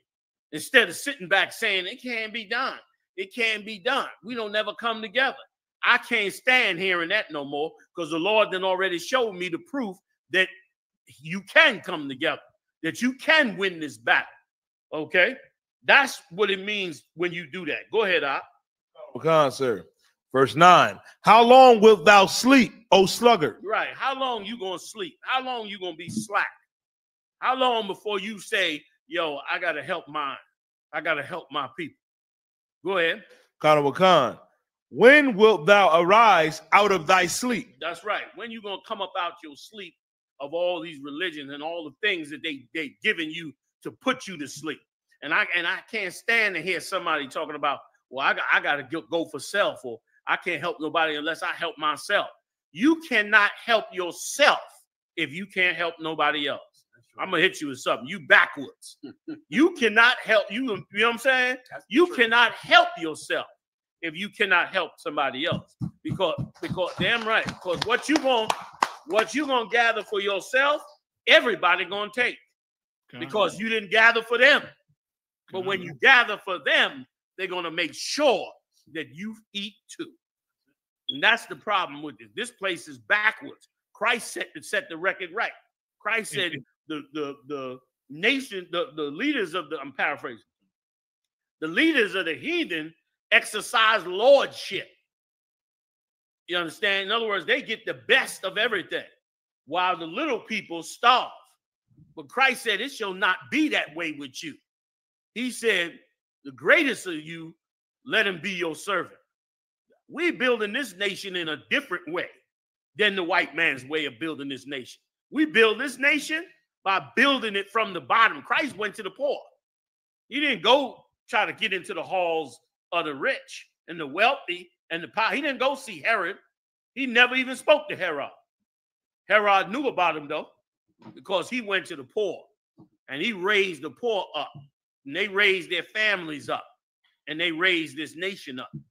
And Christ was covered the whole time he was here. You got to read this last one he just said. Oh, okay, come on. I'm sorry. Hear what you just said just now? When you just said, you gave the truth about helping yourself. Who should be helped first? Oh, my God. Here's Pilot J. Pilot J says, yes, I've been a pilot for 13 years. Have a good night. Help yourself first. Helping others before yourself is for a fool. There you go. Let's read what Christ said about it. Can you hold that and give me what Christ said? The same scripture I just quoted. The heathens exercise lordship. Just to clarify that. That's sad, Pilot Joe. I'm calling Pilot Joe. That's sad, Pilot Joe. You know what I mean? 13 years. I hope you took care of the mechanic. You know what I'm saying? I hope he took care of him. Yeah. You know what I'm saying? Yeah. Come. Luke chapter 22 and verse 25. Right. And he said unto them, the kings of the Gentiles exercise lordship over them. That's how the kings of the Gentiles work. They sit in power over the top. See, Donald Trump, he want a parade. The kings, the other nations raise up vain men to rule over them. Men who really want to be a god and forget that they in a body of a flesh. But they want to be a god. And all throughout history, it's been that way. All them empires, their leaders thought they were gods because they had this power. When Christ said, nuh-uh, we ain't building our nation that way. And brother, I rides with Christ because he knows what he's doing. This nation, we walk with him. Go ahead. Khan, sir. And they that exercise authority upon them are called the benefactors. They're called the benefactors because they receive the benefit of everything that the people under them produce. You good? They receive the benefits of everything that the people under them produce. Come on. Khan, verse 26. But ye shall not be so. You ain't going to be that way. You ain't going to exercise lordship. Go ahead. Khan. You ain't going to get all the benefits. Go ahead. Khan. But he that is greatest among you, let him be as the younger. Let him be as the younger.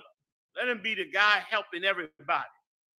Let him be the guys that are to be in charge. Let them be like those servants of those lords that's in power in the other nations. Let them be like a menial worker. That's how he's supposed to be. Go ahead. Khan, sir. And he that is chief, as he that doeth serve. He that is chief, let him be as he that serve. Go ahead. Khan, verse 27. For whether is greater, he that sitteth at meat or he that serveth? That's a heavy statement right there. Who's greater? The guy sitting at the table to eat, or the guy serving the guy that sits at the table to eat? In the heathen's mind, the guy sitting at the table eating, he's greater because he's eating the plate of food. But if you really look at it, the guy serving him is more powerful than him. He controlling whether your food good or not. He controlling all of that. Whether you eat on time, he's the one that has the food, not you. He's the one that went and gathered it up. He's the one that went and cooked it. He's greater than that guy. You just eating it. He went and did the real work for it. And that's what Christ is trying to say. And that's how we build a nation. You know, go ahead, Marat, please.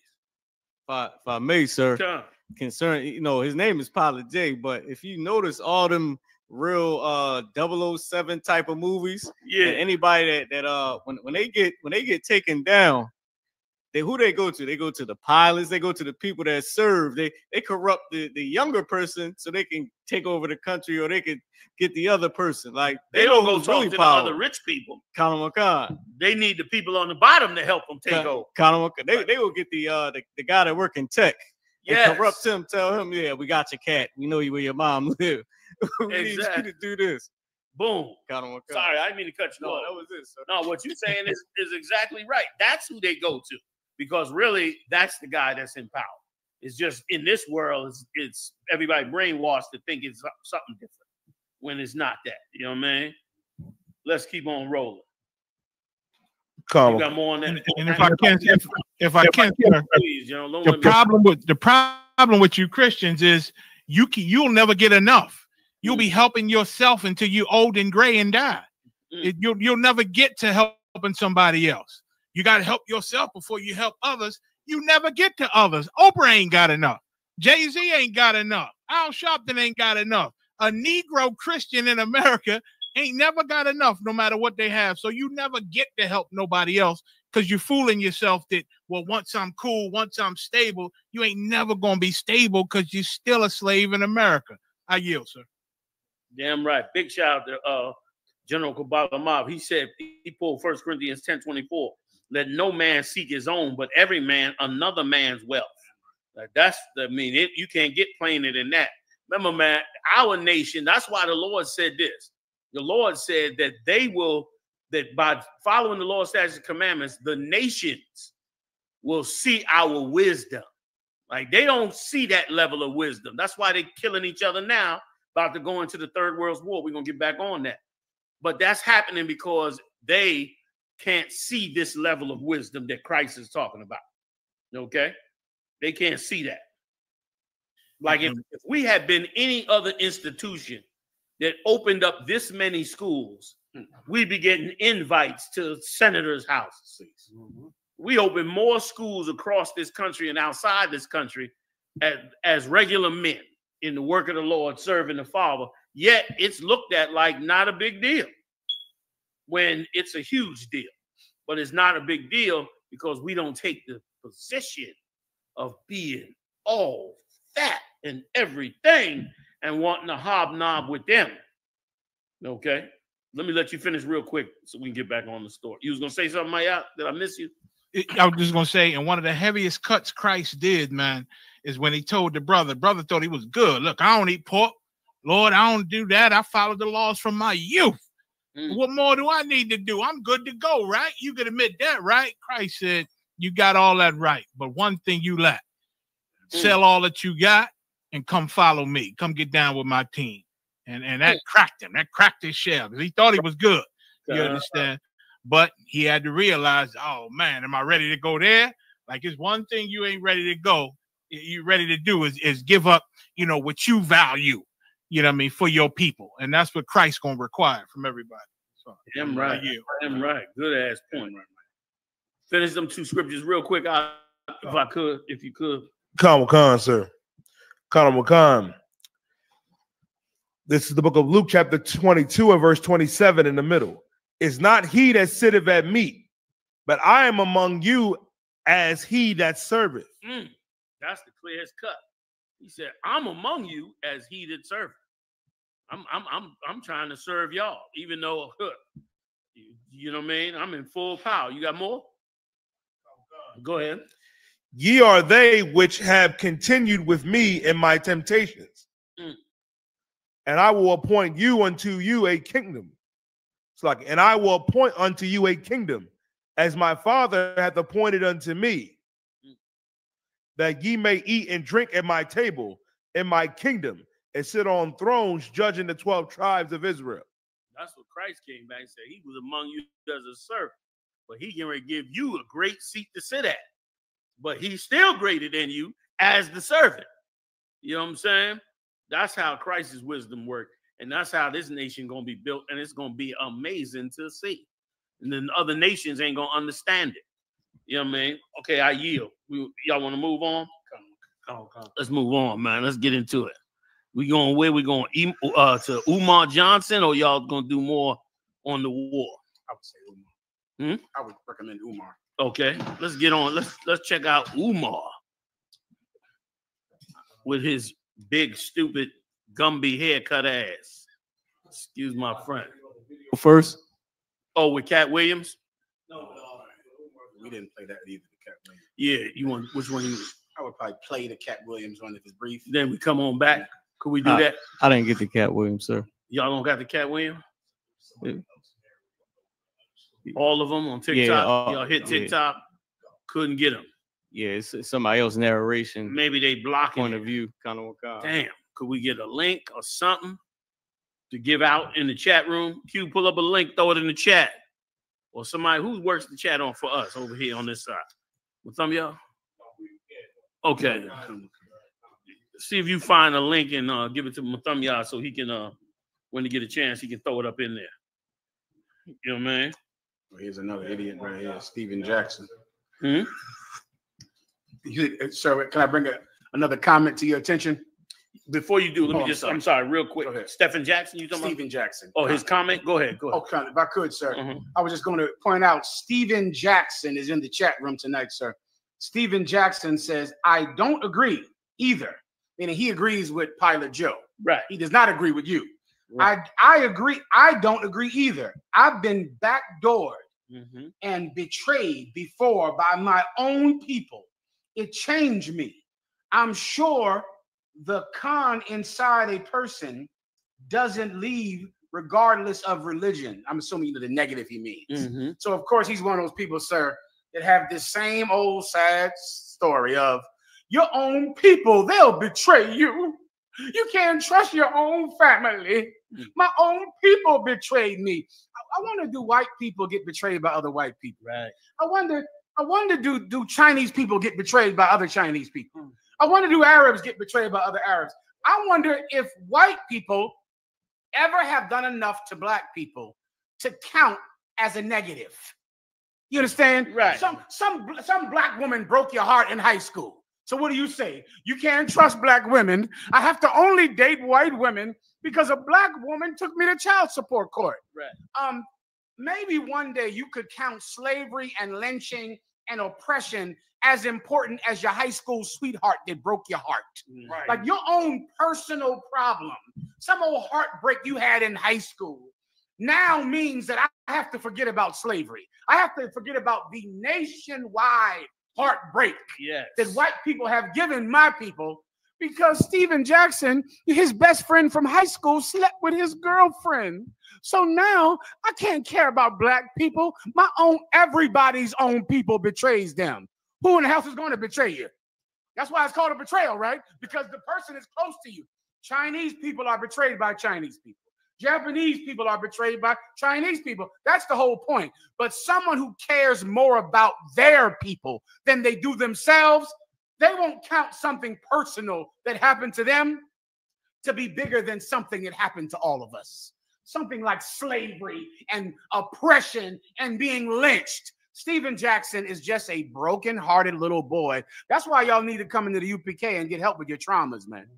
These traumas make you hate black women because your baby's mama was a black woman. That girl that cheated on you was a black woman. It makes you hate black men because, this black man, he was supposed to be my friend when we was in the 10th grade, and he slept with my girl. Your personal tragedies are the only thing you care about. So my whole life has to be dictated by Stephen Jackson's personal tragedies. Your people have a tragedy, Stephen Jackson. Yes. Your people have a national tragedy, and we have to care about that. Salakia, sir. If I could, get me 2 Corinthians 11:23 real quick. if I could, because let me tell you something. That's no excuse. Stop acting like women. That's no. Let me tell you something. There's no excuse on this planet to back up off of the work of the Lord except death. That's it. And after you die, not before you die. Not facing death, but after the death, then you can stop. You dead. So because everybody benefits from the kingdom. When the kingdom gets here, guess what? Everybody benefits. So what you lost, you're going to gain. And you have no trust in the Most High if you don't understand that whatsoever a man soweth, that shall he also reap. Ain't nobody got away with anything that they did against you. The question is, do you have the strength to forgive them and move on and do the work of the Lord? If you don't, then you fall victim to the things that Satan does. You understand? Read this right quick. You want me to run it down? You got it real quick. I hate to rush you on it, but I want to let them get back to them 2 points. Go ahead. Khan, sir. 2 Corinthians chapter 11 and verse 23. Go ahead. Are they ministers of Christ? I speak as a fool. I am more. It's like I am more. Right. When he said I speak as a fool, meaning he didn't want to boast. He's telling you this story, but he didn't want to boast and act like he was somebody special. But he had to boast for them to understand that he was a man of the Lord. Because what the brother Jackson don't understand is that Satan does these things to you to lower you, to not make you the people of God. Satan don't want you to be the people of God, so he does evil things to you.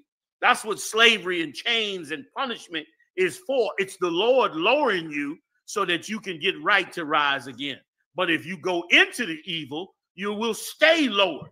You will never rise up out of it. So that's what Paul was fighting up against. Go ahead. Khan, sir. And labors more abundant. He worked harder than everybody else in labors. They was getting over while he was working. Go ahead. Khan. And stripes above measure. Above measure, meaning 40 stripes is what you're supposed to get. But he said, man, he got above the measure. When they would whip him, they would whip him more. Just like black people in America.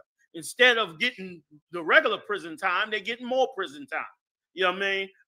Instead of being handled properly by the cops, they're being handled worse. And even your woman, instead of your woman being decent with you, in many cases, she's a monster.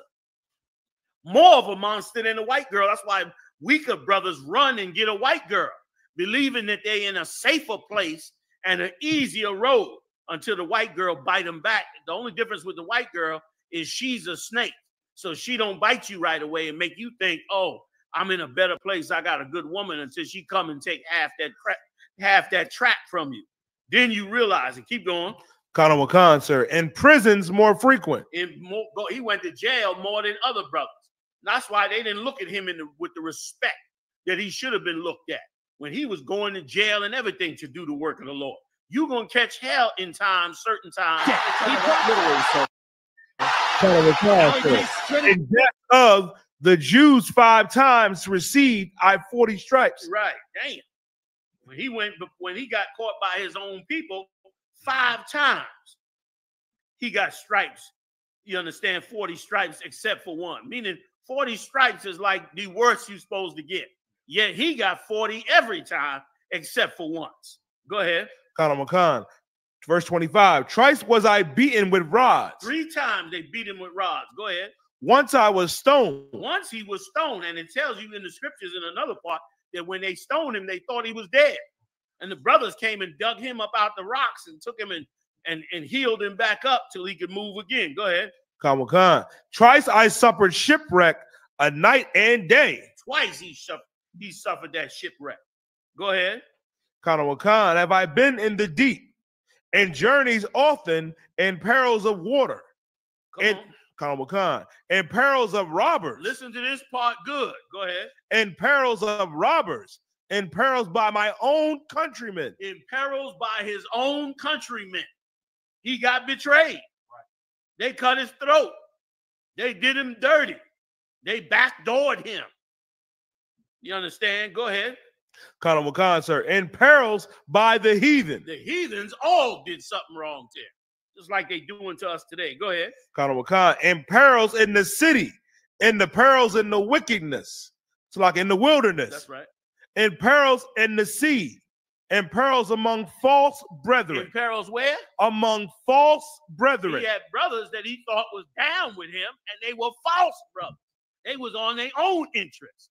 But he working with them and trying to work with them, and they cutting his damn throat, betraying him, doing him dirty. That's what he went through, man. And he stood in the work of the Lord. He pushed past it, man, and went on and beyond. We had many people that came up against us, hated our guts. You know what I'm saying? And where they at now? Shalom. Read on. Sir. Verse 28. So like in verse 27. And weariness and painfulness and watching often and hunger and thirst and fastings often. Right. He was in watchings often, man. Often watching because of what was happening around him or who he was dealing with or who he had to keep his eye on because he's trying to do the work of the Lord and these cats betraying him. Always hungry, running into situations. Fast and often asking the Lord to help him in cold and in nakedness. Like this cat went through hell and built a hell of a legacy before Yahushua, before his throne, where we reading about it today. Go ahead. Come. And cold and nakedness, beside those things that are without, that which cometh upon me daily. Right. The meaning beside the regular hell you catch that come on you every day. Go ahead. Come, sir. The care of all the churches. Which was really what he cared about. Beside what he cared about, them churches, everything else was happening to him. Go ahead. Come, sir. Verse 29. Who is weak and I am not weak. Right. Which one of you is weak and I ain't weak? He was saying, I'm weak too. That ain't no excuse. Go ahead. Come. Who is offended and I burn not. Right. Who's offended? Who had something, black people do something wrong to them? You understand? I done had tons and tons of things I lost at the hands of being among my own people. No, that's not an excuse. Go ahead. Come, verse 30. If I must needs glory, I will glory of the things which concern my infirmities. That's another kind of dude that's out here. He said he gonna glory in the things concerning his infirmities. Damn. He gonna look at the things that he went through like badges of honor for the work of the Lord. That's a different kind of cat out. He carried them wounds like trophies. He carried them wounds like he keep them records like a trophy. He ran that down like his resume of how bad he is in the work of the Lord. Meanwhile, if you told somebody all this happened to you, they'd be looking at you like you a loser, or you'd be looking at yourself like this cat is. Like, I can't trust black people because look what happened to me. Because I trusted him. I got burned. I got this. I got that. He didn't look at it like that. He looked at it like it was a trophy that he stood up and surpassed all of that. I think it's one more verse, or am I done? Two more verses. Go ahead, real quick. Come, verse 31. The God and Father of our Lord Jesus Christ, which is blessed forevermore, knoweth that I lie not. Go ahead. In Damascus, the governor under Aretas, the king, kept the city of the dam of Damascus with a garrison. Desirous to apprehend me. Right. He said he was, in other words, I was on the run, under a serious jam. Go ahead. Khan. So much so that the governor was after me. Go ahead. Khan, sir. Verse 33. And through a window in a basket was I let down by the wall and escaped his hands. Damn, for what? For going through that so fast, man. And through the window in a wall. Damn, they let him down in a basket to get him the hell up out of here. This cat was on the run, even at times from governors, just to get the work of the Lord done. And just because his words created such a disruption in the society that they was dealing with. And brother, that's how you got to go at this work of the Lord. There's no excuses. Don't nobody have an excuse to not do what they supposed to do. Slack it. I'm up off of it. We got time. I mean, we read that. You want to go ahead and do Kanye? Omar, it's up to you. Omar rather? No.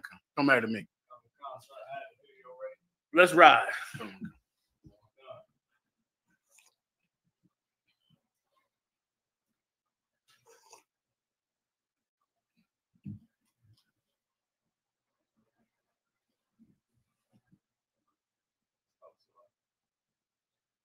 content, because I know y'all got a lot more to give. So far, we raised $250,000. Go ahead. No, I'm gracious, but I'm not if I could, content, because I know y'all got a lot. if I could, let me just give some context to why Mirage playing this video. This is Umar Johnson. He calls himself Dr. Umar Johnson, right? Which is a very popular term among the tribe of Judah, to be a doctor, right? So he's Dr. Umar Johnson. He's been building a school in the Philadelphia area for years. He calls himself the king of the conscious community. And a descendant. And a descendant of who is Marcus Garvey. Is it? Yeah. Frederick Douglass. a descendant, probably both, I'm sure. Probably, yeah. And Imhotep, the pharaoh. Right. the embodiment. The embodiment. He's a descendant of Frederick Douglass and the King Kong of all the conscious community. Of course, the ICE agents came through the Black and Hispanic, the Black and brown community all over the country. And Umar Johnson, of course, speaks out against Latinos. Speaks out against Latinos who he has shared the ghetto with his entire life. His grandfather has 200 years ago, 2,000 years ago. We shared this world, Black and brown people, which is a term that the UPK did not invent. That's right. It's a term in every form of media, Black and brown people, because we're one. Right. He spoke out against the Latinos this week while they're at their lowest time. He spoke out against them. Salakia, sir. So go ahead and play the tape out, please, and we'll go in on it. So far, we raised $250,000. I'm gracious, but I'm not content, because I know y'all got a lot more to give me than some $250,000. When Darren Wilson killed Michael Brown, white folks gave him $300,000 in 3 weeks for his defense. And Dr. Umar Johnson is trying to build a state-of-the-art school for Black boys that y'all all know I need. And after 6 months, I only got $250,000. Trifling ass Black people. I'm going to call it like I say it. And I don't care if you get offended. We can handle that outside. Let me tell you something. Sad to say, this is how he can get money. Like, we have such low self-esteem that if you come and curse us out, we will give you money. That's how bad our self-esteem is. If you come and tell us we are trifling ass niggas, you're going to be loved by us, because that's what we believe. But if you tell us we the greatest people of the earth and we're going to get the kingdom of heaven, we're going to hate you. We're going to hate you, and we're going to want to stone you to death. And that's why they was angry with Christ. Christ trying to give them the kingdom and show them the way to the kingdom. They hate him for it. They want the leaders that join him to the Africans. This cat right here is the problem in the Black community. He's the problem. He's the cats like him are the problem. He's robbing the Black community the way a preacher robs the Black community. And for you to just verbalize that, there's no way you love Black people to just verbalize that. You just want the money. And somebody need to give him a drug test. Please. You got more on the tape? Oh, you was going to say something? I'm sorry. I didn't mean to cut y'all off. That was it, sir. Okay. GT, you got to tell us what do you mean when you say, oh, I got you. Now I got you. I misread it. Go ahead. I'm sorry. Y'all go ahead. We trifle. I should have had that $2 million. I should have had that $2 million 30 days after I started the fundraiser on May the 20th. It don't make no sense.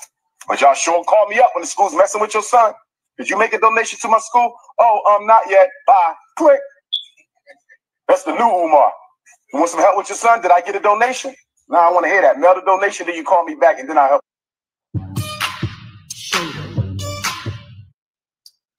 Well, wait, can we get the part where he spoke against the Latinos?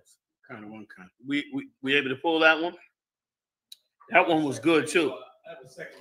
That's not it. That's not a second. That's past things he said. I never saw the Latino one during class. I saw it before class. I'm saying, but can we get a copy of they're that? going to see right now. Okay, y'all gonna try to pull it, because what he said was that was not our fight.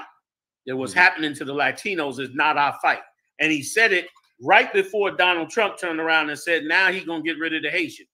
Now the Haitians supposed to be part of the whole Pan-African movement. But now he ready to look at it a second way. it was so dumb to think that what's happening to the Mexicans and the Latinos is not our problem. If you're going to fight racism, stand up against the racism. And furthermore, Latinos fed us. Damn right. Latinos clothed us. Latinos delivered us when we needed them the most. And furthermore, Latinos suffer what we suffer every day in this country. They suffer the exact same thing. You know what I'm saying? A bar mouth, is that the bar mouth? The bar mouth, the water. A bar mouth or the bar mouth? Oh, the bar mouth, the water. I think my thing is off. The water for making that statement, brother, because what you're saying is absolutely daggone right. Are we off the air? Oh, no, you pulling the tape. Wait a minute. Hold on a second. Oh, damn, I flipped into something else. I don't know how that. Captain Tazaryak sent the link in the chat, Marah. Why I sent it to. Con, can y'all grab that? Let's get that. Let's get that tape on real quick. Like this simpleton that we look at as a real black leader because he sound good, because he talk pro-black. When meanwhile, he been building that school how long? A decade? We built 40 since then. And several of them outside this country. And educated the most important person. The most important person. Let me tell you something, Mark. Show you how brainwashed he is and how well the white man brainwashes us. Black people in their heart of hearts, and you can take a survey and ask them. And if you ask them, out of the men, the women, and the children, if we want to change the black community, who should we go educate?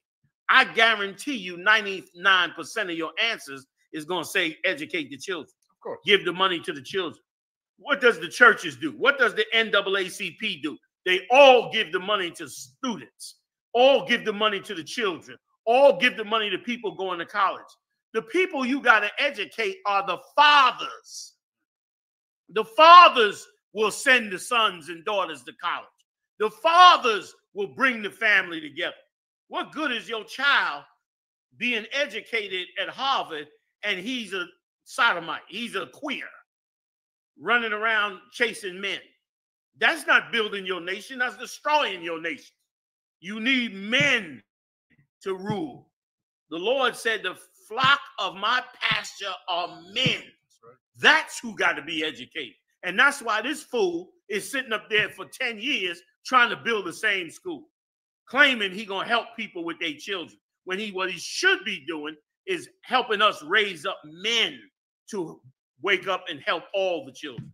And I want to see how he going to get 14 million black people's children into that school. Because he said he's going to open this school. Yeah. You need $2 million and $250.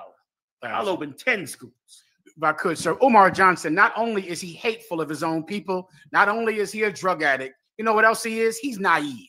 He's like a child in his mind that he even thinks he can do this. He's a naive child. He thinks that he can be so selfish and greedy and go get all these black schools and change. Everybody thinks that garbage because they're high and on drugs, and he's a naive child. You have the video, sir. We got it. Let's play that video.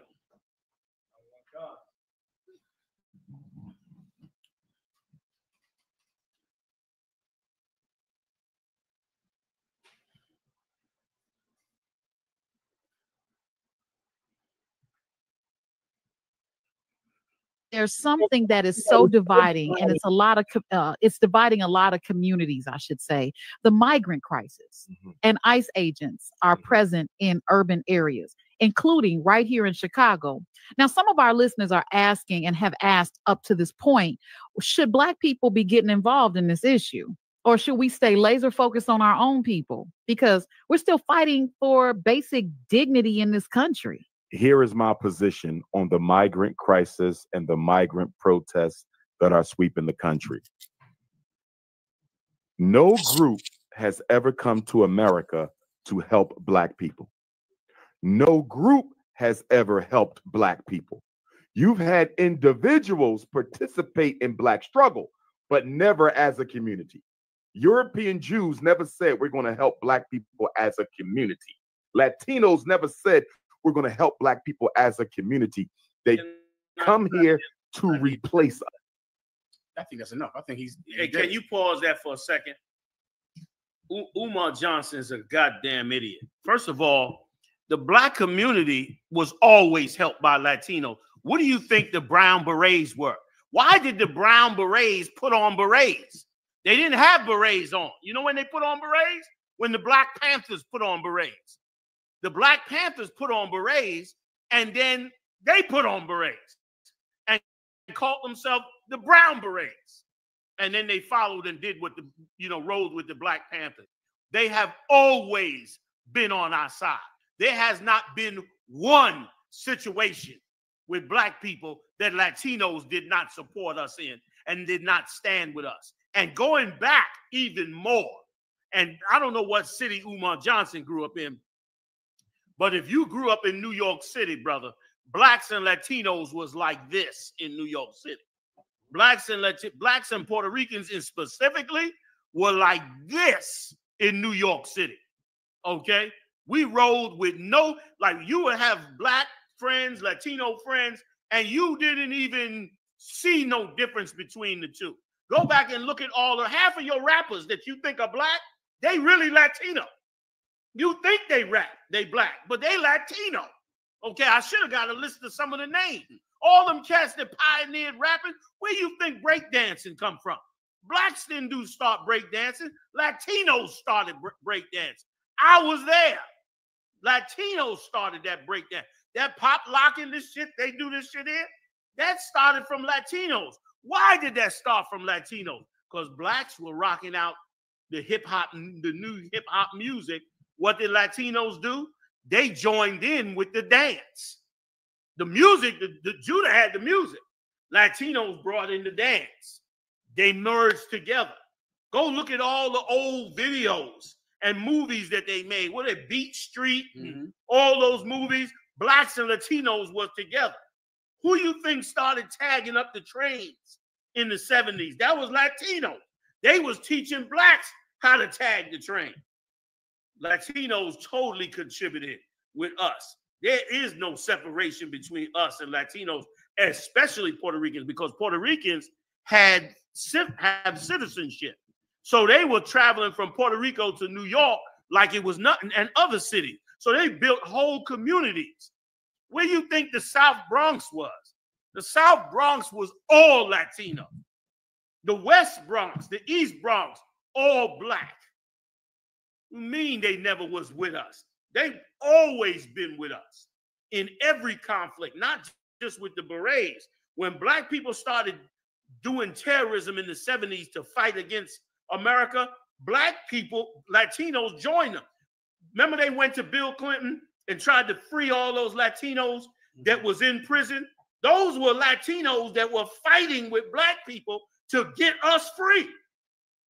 So don't ever come out and try to say that, and you don't have no history on it, man. You just a dummy from Philly, man, that thinks you know the history. Their struggle has always been our struggle. And also, we always bring this out. We always bring out how, brother, when we was running from slavery, the only people, hear me good, the only people that gave us haven was the Mexicans, brother. The Mexicans are the ones that gave us haven from going back into slavery, brother. They the only ones. The West Indians helped us when we fled to the Caribbean. They helped a ton of us in Cuba, in Belize, in the different Caribbean islands, because we was fleeing from that slavery, especially when the British wanted us back. When slavery was ended in the United States, it was still going on in Great Britain. The British wanted the British slaves back. And the British slaves had to flee to the Caribbean to get away from England. And that's exactly what they did. And brother, so we've always been helped in one way or another by the different 12 tribes. So don't give me that garbage that's not our fight. And on top of that, you see that it's pure racism coming down on them. You understand? Ain't nobody even questioning. And this is how you know spiritually that it is that blacks and Latinos supposed to go together. Trump is deporting Arabs. Trump is deporting East Indians. Trump is deporting Chinese. Trump is deporting all these nations. Why? He's deporting Africans. Why is it that it ain't a discussion on whether we should be in the fight with them? Even Africans, they ain't even arguing, should we be in the fight with them? Should we be in the fight with them? What about Muslims? All these Muslims getting deported. Ain't nobody questioning, should we be in a fight with them? You know who we question? We question the ones that's part of the 12 tribes of Israel. You know why? Because we always hate our own. We always bringing that question up because we always ready to turn on our own. That's the proof that they're the 12 tribes of Israel. And that's the proof that we're supposed to stand with them in this time of trouble. And something else, man. Ain't nothing worse than a sucker that won't stand with you when you down. You know what I mean? You get rid of that sucker when you get back up. When you go down and niggas don't stand with you, fuck them niggas. That's right. Damn right. You understand? When you get back up, you dismiss that bastard. Because, brother, ain't no greater gift. Christ said this. Ain't no greater gift than a man lay down his life for his brother. There ain't no greater gift than that. So while the Mexicans is down, you shouldn't open your damn mouth against the Mexicans, because when they get back up, they're going to so remember those who were down with them. And by right, they should, because they did it for us. That's right. There's proof they did it for us. And no other nation came here. And listen, and it was even bitch made what he said. He said, ain't no other nation came here to help us. Nigga, no Africans came either. Right. The fuck is you talking about? Right. Ain't no Africans came here neither. Them Africans running around. So come to Ghana. Come to Ghana. Want your money out of Ghana. You get over there as racist. They racist against blacks. This is Africans. Nigga, black is that damn camera stand. Over there eating bones and mad and hating on us when we get over there in Africa. And a ton of you niggas done went over there and you know exactly what I'm talking about and you don't got nothing to say about it. You quiet as a damn mouse. You go over there in Africa, they robbing you from the time you hit the airport. They extorting you every time they see you. They have a disdain for you because of the wealth that they perceive that you have. Because you got so much more than they poor ass over there in Africa. So they hating on you and charging you up for everything that you have. They ain't welcoming you like, my black brother, bring us back, tell us about your journey and your culture and what happened. But that's what you niggas lie about. And furthermore, why the fuck do what's his name? Excuse my, I'm being a little nigga tonight. But why in the fuck don't Umar Johnson go to the Africans for that $2 million? Why poor black people got to build a goddamn school? You Mr. Pan-African dashiki wearing Gumby haircut motherfucker. Why in the fuck you don't go to them Africans and get that $2 million? You can go to poor people and then curse them out because poor black people don't got $2 million to give you in 6 months. You's as rotten as a goddamn preacher, man. You's a fucking lowlife like any other preacher, man. You understand? That's your damn problem. And black people, the sad part about it is Umar Johnson gonna get plenty of money out of y'all. He gonna get plenty of cash out of y'all because of a man that care about you like YAHANNA did. You hate that nigga, man. You hate him. A man that do so much for you. That's why Paul went through what he went through. We just read it. He went through what he went through, and we looked at without the respect that he should have had.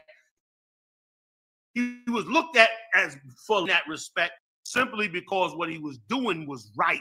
What he was doing was really caring for you. But you are an evil motherfucker, some of you.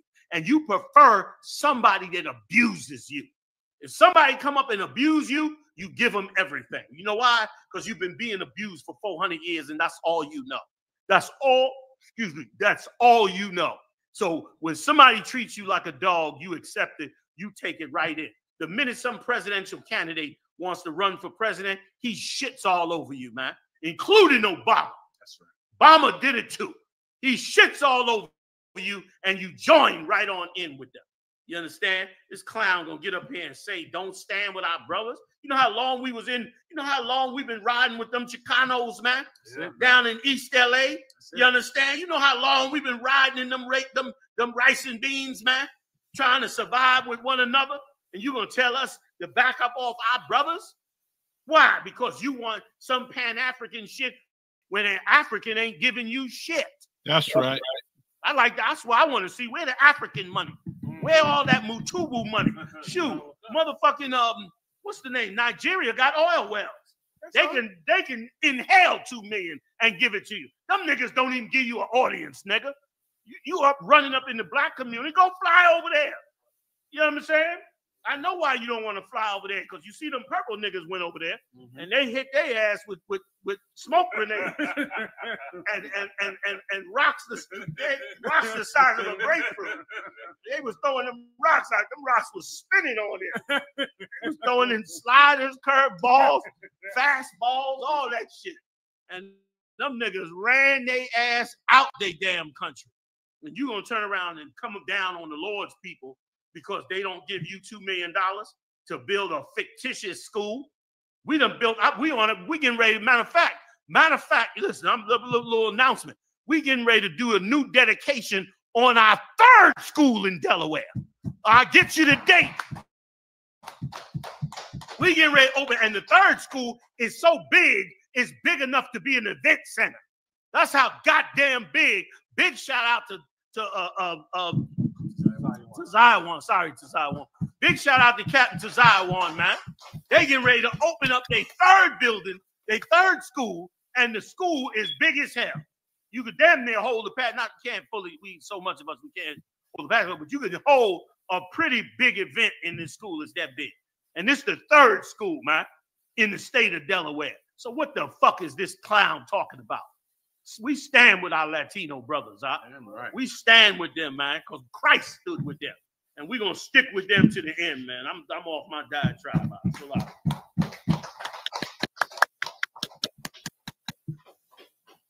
Y'all want to add something else? I don't have it. Y'all don't want to be associated. No. Y'all want no association with all that. I understand. I only do it once in a while. Jeremiah, so can we play a little more of what he said? Or is that pretty much it? You think that's pretty much it? We over the time by 24 minutes. Let's let everybody go back to work, you know what I mean? So big shout out to Captain Tazaria holding us down. Big shout out to General Q up in the building with us. You understand? Holding us down. His wonderful wife, Batha Rawana. I think that's Q's wife. Not sure. May not be Q's wife. Harakwana. That's Batha Rawana. I think I got the wrong person. My bad, sis. So Wap Yala, Bun Yum Yum, all the way from Trinidad, holding us down. Big shout out to you. I ain't gonna run through it all. Heavy hitters in the building. Officer Moran and his mighty crew doing it up every week. We'll see y'all next Monday, man. Live right here at the UPK, man. See y'all then. Shalom.